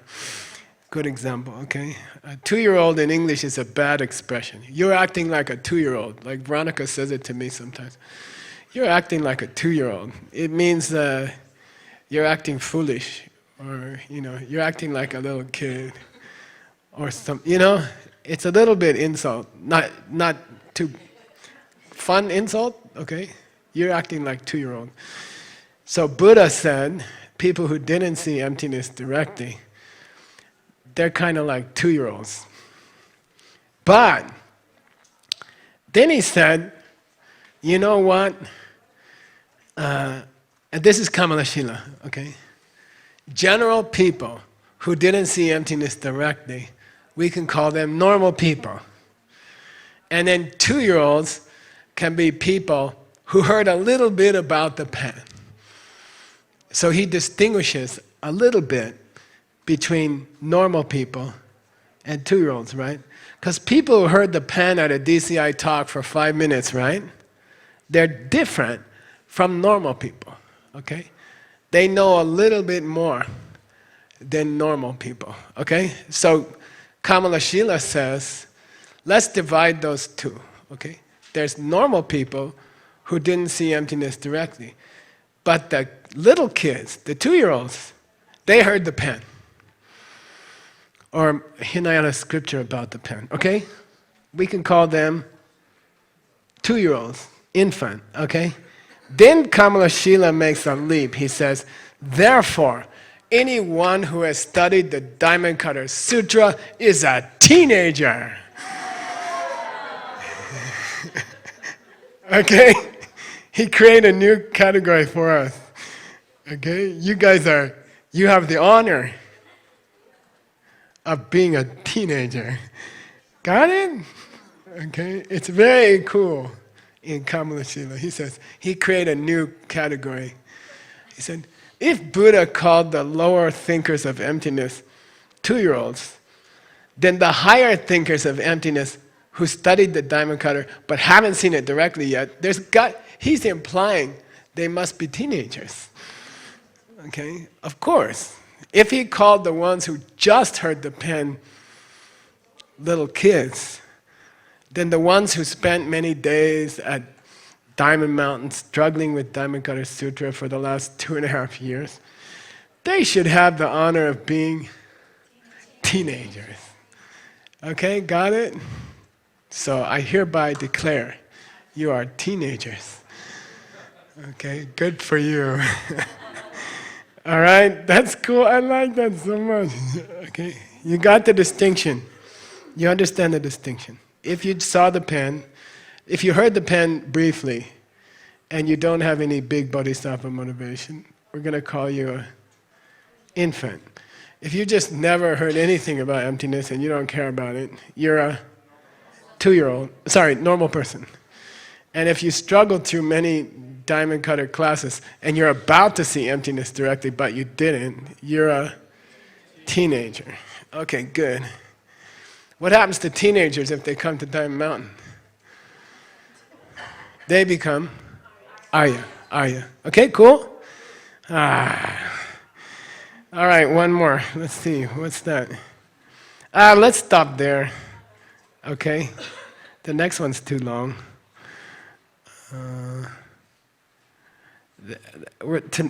Tomorrow we'll start with the next one, okay? It's, how much time I have? Oh, I have a whole hour. Yikes. We'll take one more break, okay? PP, in honor of Mr. PP. Chinzom, just because you have a strong bladder doesn't mean everybody else has a strong bladder. Okay. All right. Katie, you ready? We're going to continue what? Review of the whole Diamond Cutter Sutra. Okay? Those of you who didn't come in the past, you're getting it cheap. You get the main points. You don't get all of them, right? So as I remember, we're on item number 16. Which is an elephant. Thank you, Katie. Nice job. Okay. We spent 2 days in Guangzhou recently talking about physics. And, you know, I forget what we were talking about. Anyway. Oh. Huh? Oh, yeah. Stephen Hawking wrote a book called Brief History of Time. It's the best-selling book in modern history. It's the least finished book in modern history. So I'm writing a book called A Better History of Time. Anyway, we talked a lot about atoms, and we had a physicist there, and he kind of thought it was cool, okay? So there's a human need. It doesn't matter what country you came from. It doesn't matter if you come from an ancient culture of Asia or the ancient culture of the Middle East, which is where we're from. Okay, it doesn't matter where you're from. You're human on this planet. It's more comfortable for you to believe that things are made of little pieces. Okay? It's just natural. Okay? Monica made me an awesome cherry pie, which I'm not sharing, because I just want one more in my life. I just want that one. And it's got pieces in it, you know, it's got cherries in it, and okay, maybe I'll share it with some people. But, you know, you can imagine as you're eating it, oh, there's little cherries in the pie, right? And it's a human need. It's a human, natural part of human development, of the human mind and the human spirit, that we believe things have little things in them. You know, plastic is made of little pieces of plastic called molecules. We believe it. It's a natural desire of a human being. Every human being goes through it. The atom stage. Okay? And it's the lowest of all the Buddhist schools. Okay? Science is the lowest of all the Buddhist schools. Okay? Belief that this is made of little things. Aspirin works because there's little balls of chemicals in it. And the little balls of chemicals touch little balls of chemicals in my body. And the was it? Come on, Connie. COX-2 inhibitor. Okay. My COX-2s are inhibited by the aspirin. And then my headache goes away. Okay? Little balls touch little balls. Okay? That's science. And you know, scientists will say, look, it's not really little balls, Geshe-la. It's proton and neutrons surrounded by an electron field. And the fields kind of touch each other, but okay, I don't care. You're still thinking of little balls. Okay, call them what you want. No, Geshe-la, the proton has quarks in it. And they have beauty and spin. And there's the up, down, top, bottom, beauty, and charm. 6 qualities inside the proton. I don't care. You're still looking at little balls. You're still thinking of little balls. Okay, it's a human need to believe that there's little balls in cup, mom, cup. What's inside, Willie? Balls, mom. I learned it in school. Little balls, call it atoms. Okay, people need to believe that. Okay, but they're impossible. And, you know, science admits that, okay? Does light move in a wave, or does it move as particles? It acts both ways. It's impossible. Forget the balls. They don't work, okay? Is it Heidegger's uncertainty principle? And in fact, if you put an observer close, the balls change. They act differently. Duh! Okay, and they're like, why is it? How can it be? Okay, all right. It's not balls, okay? It's pictures from your mind, okay? Got it? It's illogical that you could see a thing if it was made of balls that you couldn't see. Okay? If an elephant is made of little balls, and you can't see any of the little balls, then you can't see all the balls together. Because if you can't see them, if you can't measure them, if there's no width to the little balls, which is how small they have to be, then the left side of the little ball is touching the right side of the little ball. Okay? If there's no width, angstrom units, to an atom, if you cannot split an atom, if it's atom, which means unsplittable, okay, in Sanskrit, then the left side of the atom must touch the right side of the atom, okay? It's like your left shoulder is your right shoulder. Then where's you? Okay, got it? It doesn't make sense, okay? There cannot be a smaller thing, okay? Even if there was, if you had 2 atoms whose left shoulder was their right shoulder, okay, got it? And you put 2 of them together, the left shoulder of the one is still the right shoulder of the other one, okay, got it? Then you can't make stuff out of them, okay? They won't have any width, okay? It's a stupid idea. Is it helpful? Yes. Abhidharma. How many, what is it? 8 atoms in everything. Okay, in every molecule. Is it 8? I don't remember. 5? Anyway, 7. Ask the Abhidharma expert. Okay? It's all just wrong, okay? It's okay, is it helpful? Yes.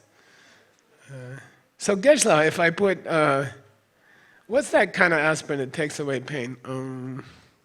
Brown one. Ibuprofen. Geshe-la, you know, if you have a bunch of non-ibuprofen atoms and you make a pill and you put some ibuprofen atoms in it, it takes away your headache, right? Sometimes, okay, if you have the seeds. And sometimes it doesn't, okay? It's not the balls that are taking away the balls of your headache, okay? It's karma, okay? It's always karma. You cannot see an elephant if they're made of atoms, okay? That's part of the Diamond Cutter Sutra, okay? We covered it already. Now, next question. Item 17. And I'll give you a break in 15 minutes, I promise. Just hold it. If helping the sick makes medicine work for me, do I still have to take the medicine? Yes or no? Who said it depends? Yeah, Luca, you're so smart. Okay. What's the answer, Luca? Good. Yeah, good. There's 3 possibilities, okay? Number 1, your seeds are so good, you never get a headache anyway. Headaches stop before it starts. Okay? Headaches stop before it starts. That's first class on the airplane seats, okay? What's business class seats? Yeah, you have enough seeds for the aspirin to work, okay? You have enough, you get a headache, then you take the aspirin and it works because there's seeds in the aspirin. What's economy class seeds? You don't have enough seeds for it to work, okay? Most of us are in business class or economy class. Just like real life. Okay? Economy plus.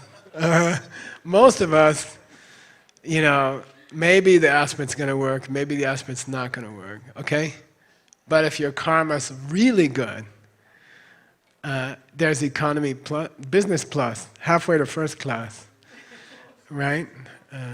You don't even have to take the pill anymore. It just goes away after 2 seconds or so, okay? So really there's 4 classes. Let's say it again. I didn't quite say it very clearly. First class, yeah, the headache stopped before it started. Business first class,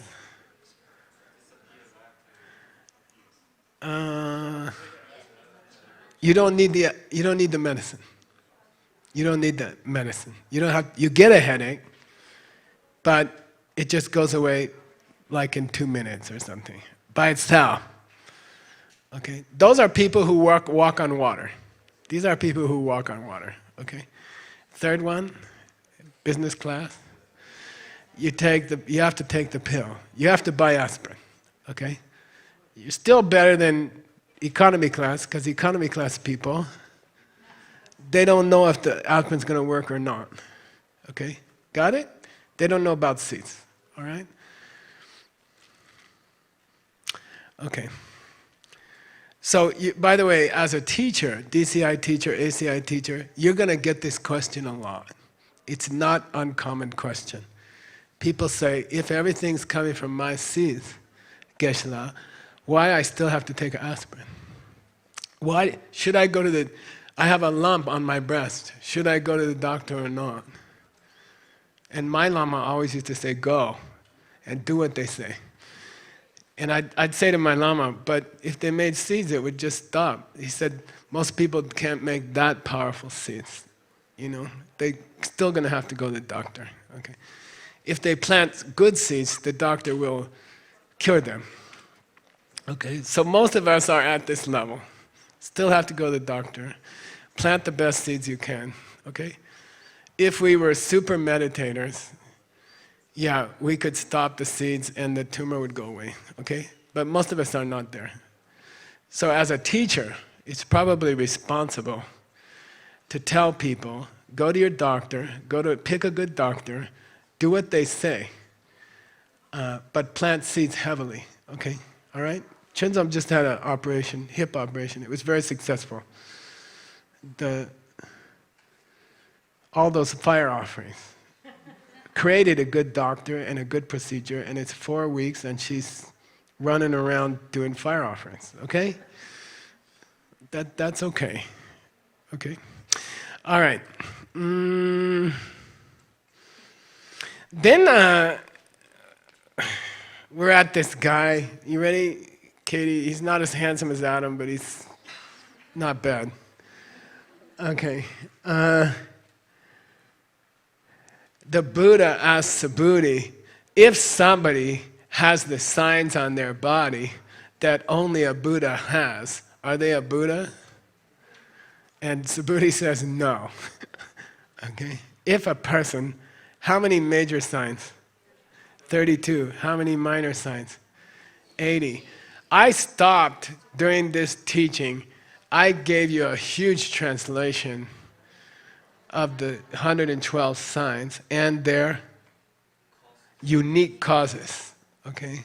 So you are 112 sign experts if you came to Kamalashila. If you didn't come, ask Jigme and she'll get you my translation. I think it's about 30 or 40 pages, okay, from a Sangha. What are the signs? 8th chapter of the Abhisamalankara. What are the signs? And what do you have to do to get each one, okay? Now, if a person has signs, then logically you can deduce that they created the causes of those signs, okay? If they have a big bump here, Rinpoche had huge ears and a big bump here. I mean, okay? So you can kind of guess what's going on with people by looking at their smile. You see what I mean? On the inside. It tells you something about their inside. It's not 100% sure, right? There are Buddhas who pretend to be grumpy. Okay, so don't judge other people. But in general, especially on your own body, almost everything happening with your body is a reflection of your mind. Okay, your own mental state. Okay, so you can tell a lot about your. Me and John, for example, are extremely intelligent. Christopher, because this hair has burned off the top, right, JB? So from the outside appearance, you can see the massive intellect inside, okay? And it's the same with everybody, okay? So how do the signs outside reflect the inside, okay? And we know the cause of beauty, right, is what? Patience. The karmic cause of beauty is patience, okay? Just don't get upset.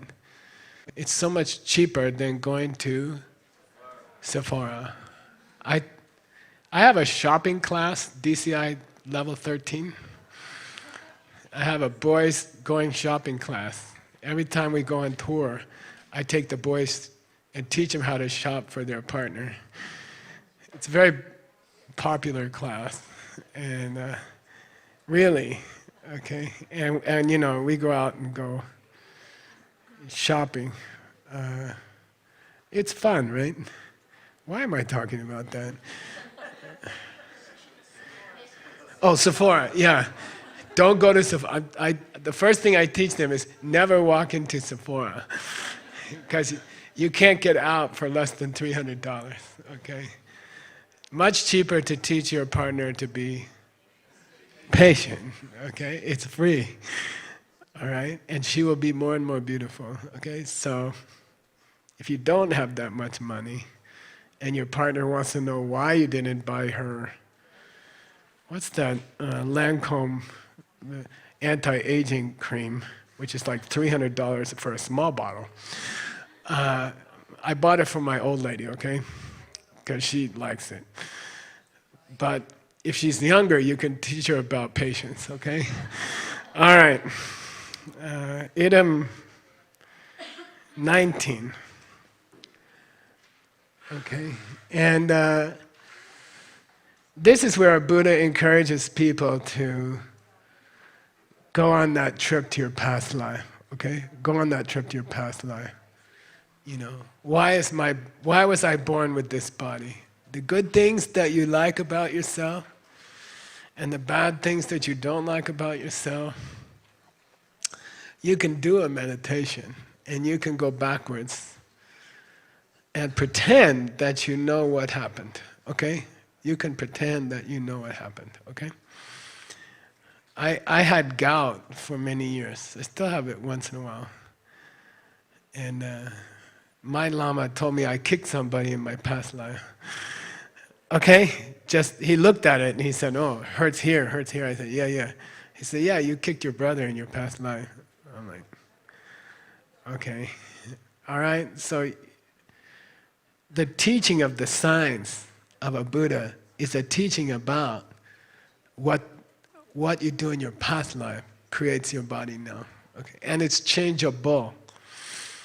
Okay? Somebody asked me in a DCI one day, my husband has big ears. Can I change him? I said, yeah, why not? Okay? They're coming from you. Just change your big ear seeds. What's the big ear seeds, Geshe-la? I don't know. You gotta work on that. Probably listening. All right. Next item. This is a nice guanyin that my Chinese students got from me. I gave it to the college. It's very beautiful. It's very delicate and very skillful artist. And so there's a glue for all the parts of your body, okay? You have karma to see a hand. You have karma to see a nose. You have karma to see feet, okay? But you have another karma that glues them together, okay? This principle, okay?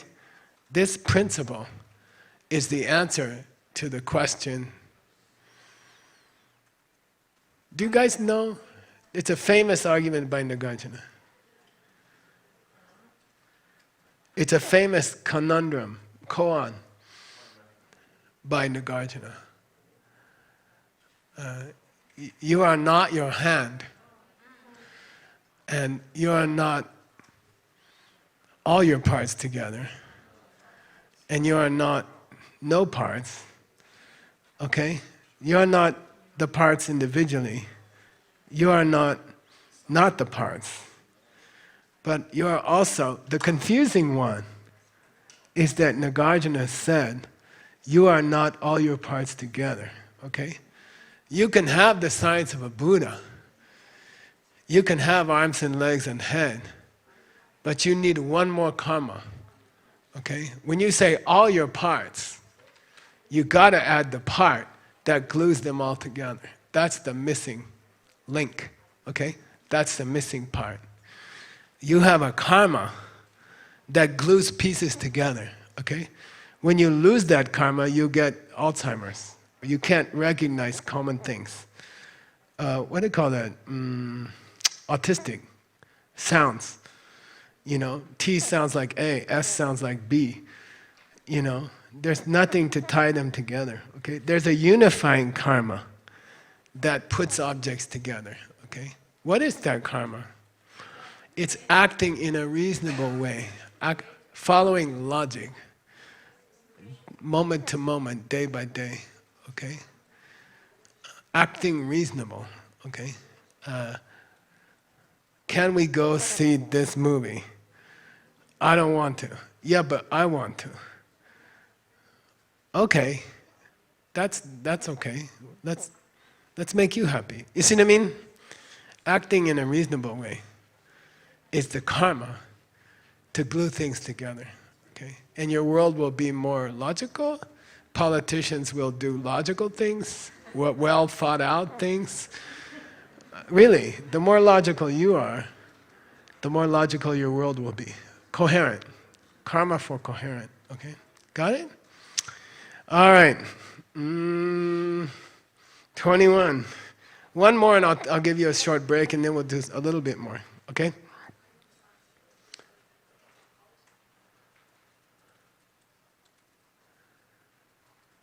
This is a teaching about the two extremes, yata, metta. There's another word for it, cheta, takta, cheta, okay?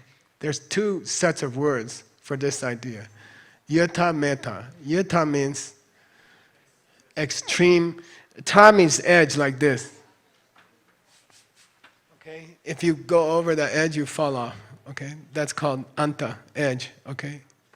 So, yata means you crash into the ditch on the left side. You believe that things are the way they seem to be. Okay? You believe that things are the way they seem to be. It seems like pens make writing. Okay? Seems like that. Okay? That's called yata. It seems like gasoline makes a car go. It seems like that. That's called yata. Okay? What's metta? Yeah, there's no gas, there's no car, there's no driver, nothing exists. Okay? What's the population percentage? How many people have belief that everything's the way it seems? And how many people have the belief that nothing exists at all? Yeah, 99.9999999% believe that things are the way they seem.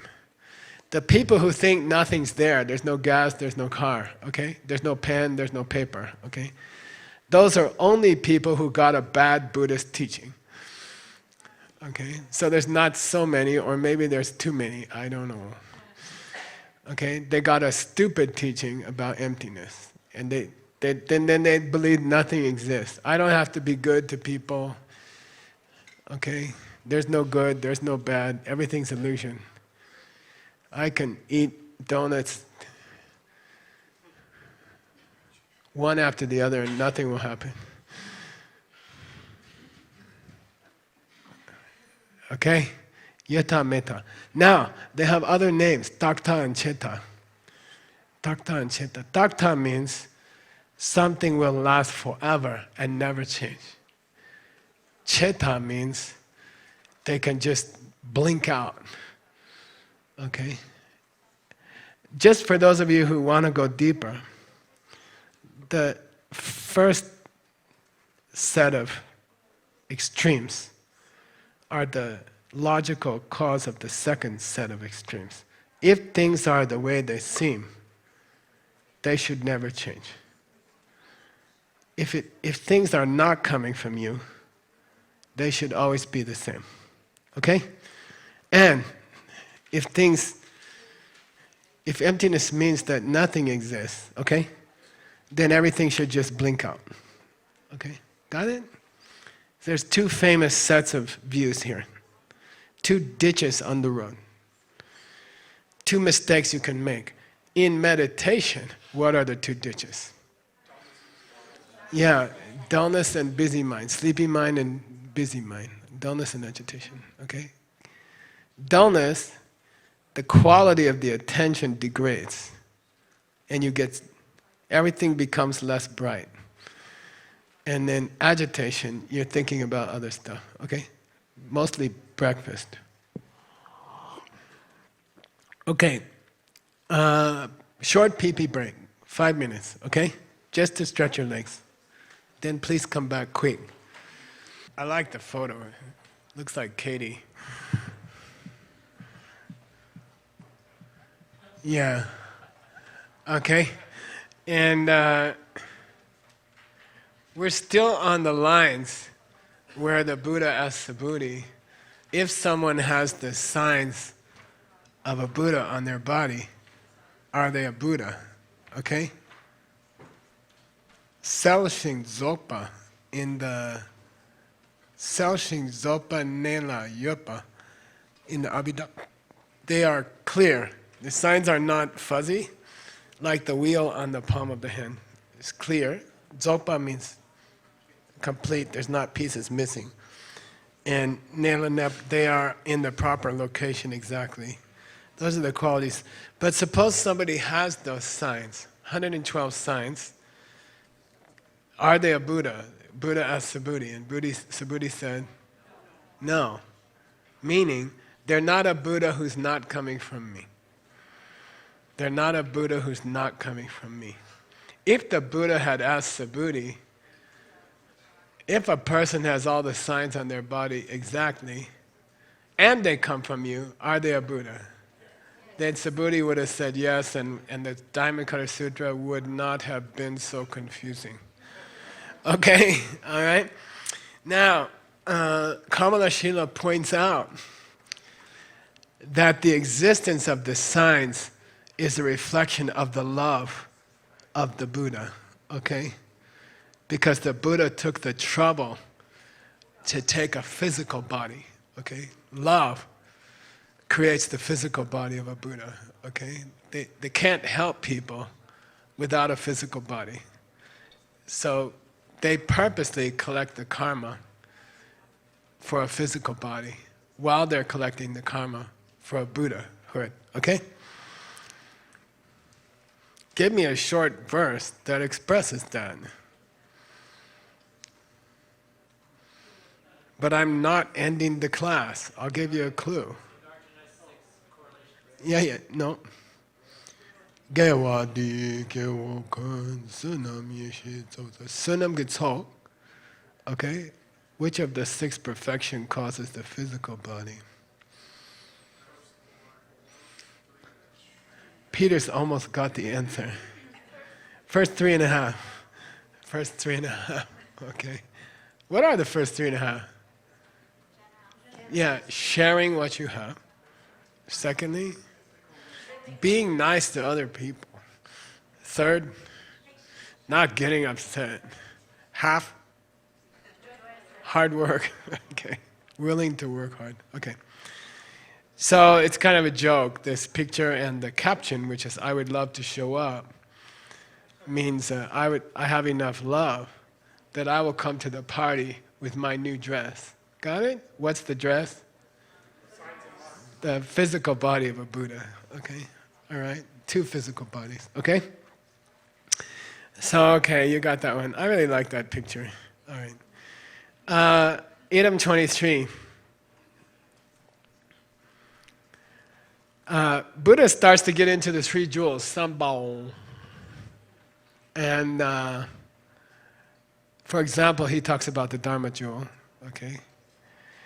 And about protection, okay? About protection. So, normal Dharma jewel, okay, is what? Books, videos, audios, online stuff, okay?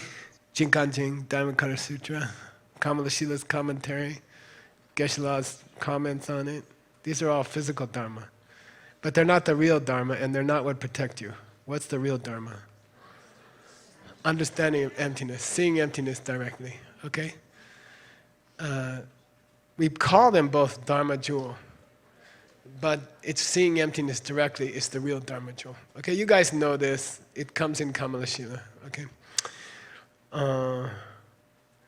And the real protection is that, all right? Why did I choose this picture for Dharma jewel?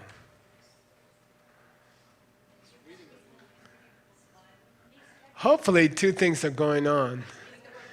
Yeah, good. He's reading the book and understanding. I tried to find someone whose face looked like they were paying attention to the book. And they were learning something from the book, okay? What he's understanding from the book is the real Dharma, right? And the book is what we call physical Dharma, okay? What's a very common place where this is discussed, this difference?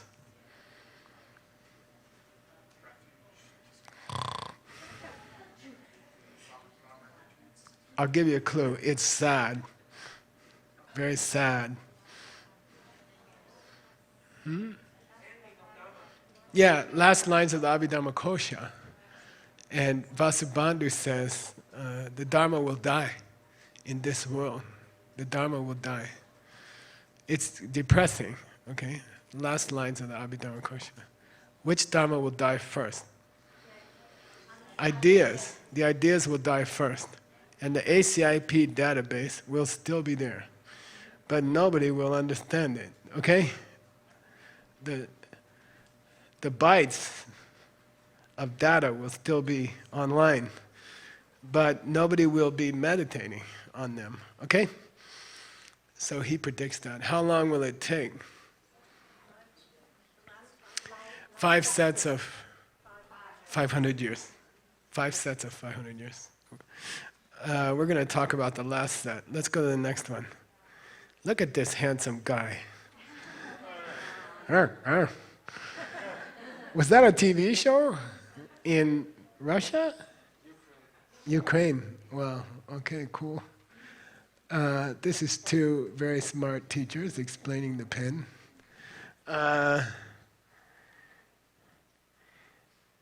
And this gets into Subhuti's famous question. Now, I'll give you a clue. I don't think I've ever seen a sutra where the Buddha got irritated by a question. I can't remember ever, all the books I've read, I cannot remember ever that the Buddha seemed impatient or irritated even by a nudnik question, okay?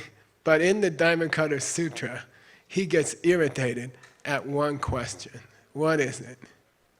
What's going to happen when the Dharma's gone? In the last 500, okay? In the last 500 years of your teaching, which started 18 years ago, okay? In the last 500-year period of your teaching, which is supposed to be the worst one.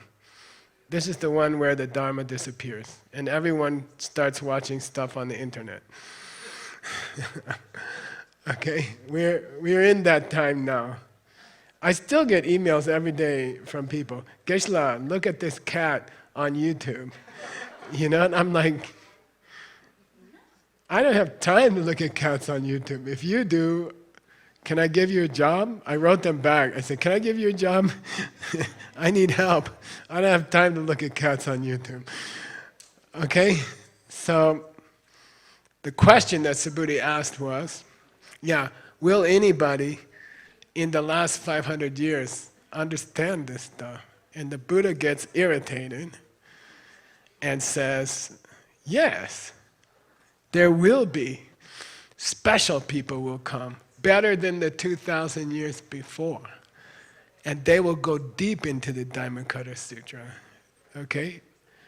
At this weird place in the desert. Okay? Understand? You were predicted by the Buddha. Oh, Geshe-la, that's kind of, what do you call it? Presumptuous. To think that Nick is the guy the Buddha's talking about 2,500 years ago. And I say to you, you're wrong, okay? Later, in the 4th part, Buddha's gonna confess that he can read the thoughts of every living being, past, present, and future. So what's the problem with the Buddha 2,500 years ago, you know, brushing his teeth after he went for breakfast, then meditating and sending a message to Nick in 2018? What's the problem? Why you have a problem with that? You think Buddha can't do that? Okay? You think Buddha wasn't thinking about you? Buddha sees all people in the universe except you? Of course. He taught the Diamond Cutter Sutra 2,500 years ago, each word for you. Okay? Designed for you. Okay? Got it? So you can, if you need to brighten up your meditation, if you get dullness in meditation, what are you supposed to do? Sanctupa. Think about how amazing your life is. Wow, Buddha sent me a message called Diamond Cutter Sutra. Okay? Just for me. You know. Maybe I'm special. Maybe. Louis C.K., right? Maybe you're special. Okay. So Buddha sent Peter and Masha to teach it. in Ukraine. Thank you. Okay. Item 25. Yeah, that's just an old Kamalashila picture. And you are the people of the last 500. It's time and you're here. And don't doubt it, okay? When you're in your meditation cabin and the demon of sleepiness is crunching your mind, remember who you are. Remember, you're the people that Buddha and Subhuti were talking about. Don't doubt it. If you think someone else is meditating on the lion's dance this week, you're mistaken, okay? I mean, except for our groups. It's nobody, okay? It's you, okay? You must be special, okay? You're here, okay? All right. Item 26. It says Sangha jewel, robes, and emptiness. What's that mean? Robes and emptiness. Yeah, apparent Sangha and real Sangha. We call apparent Sangha Kunzop, Chuki, Koinchop. Kuntak, they call it actually. And then Mundepa, the real one, okay?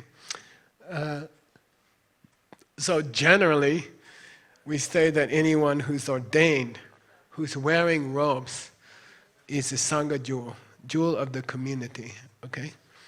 But the deeper Sangha is teenagers and grown-ups.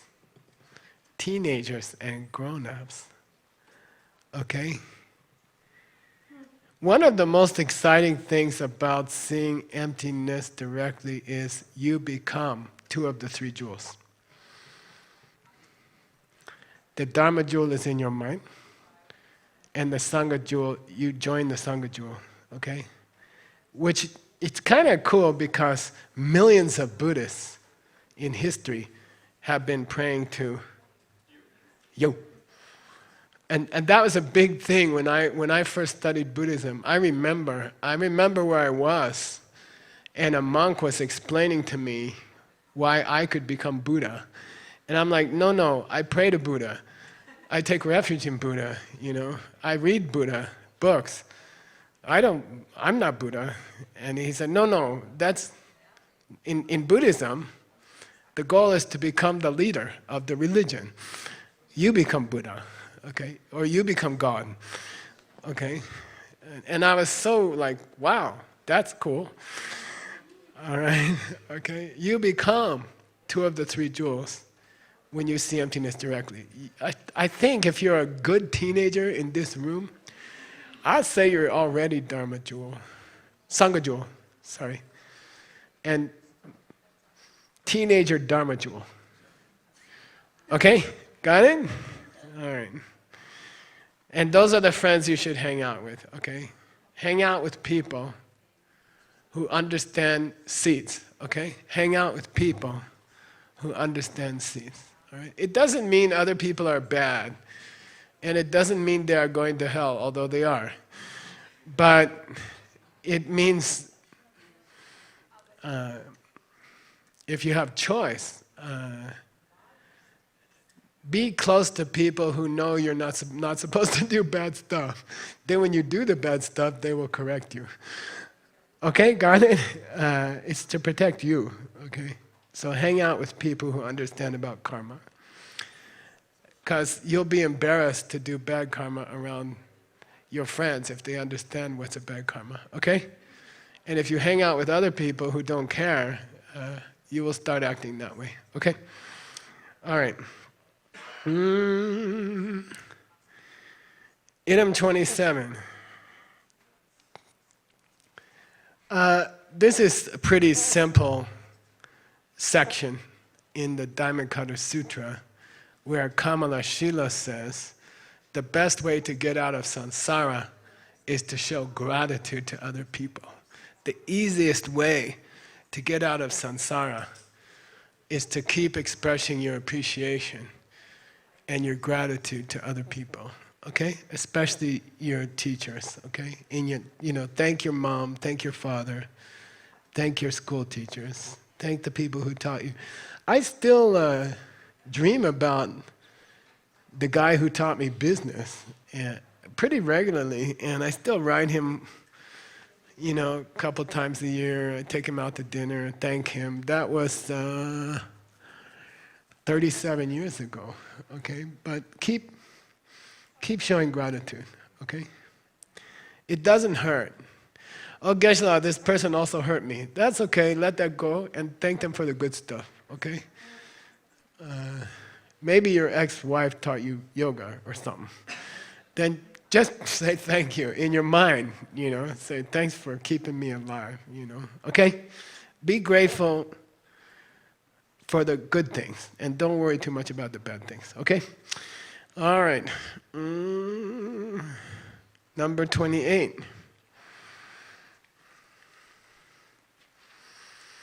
In the Diamond Cutter Sutra, the Buddha, and I'm going to show you where, just for fun.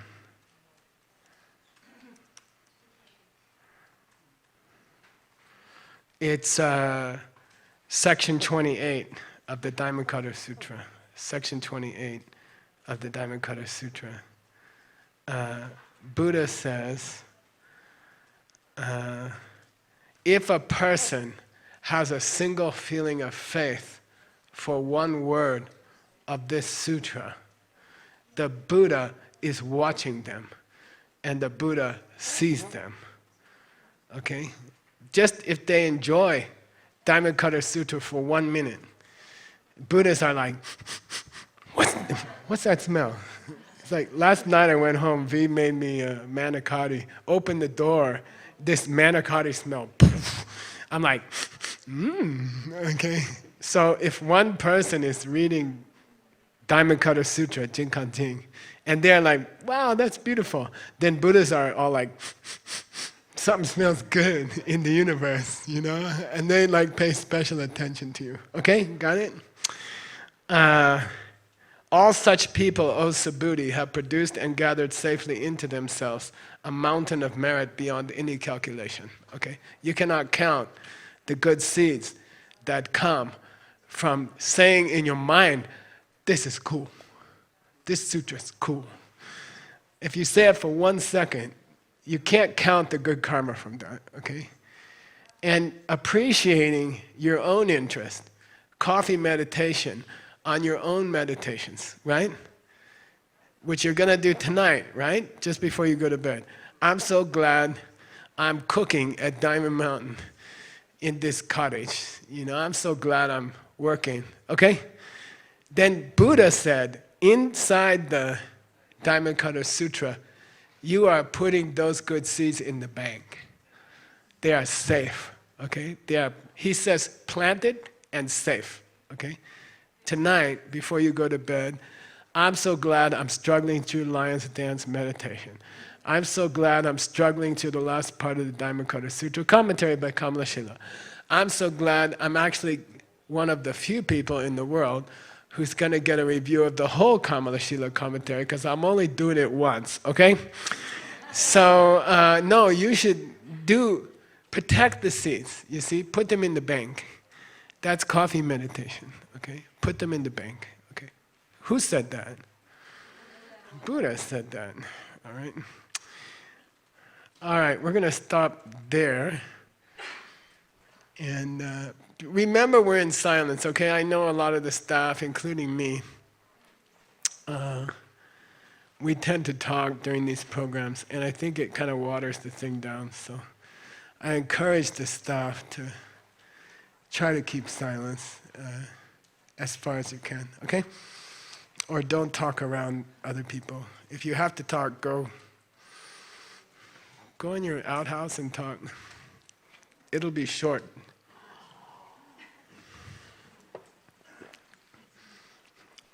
Okay? All right. Aaron, you ready?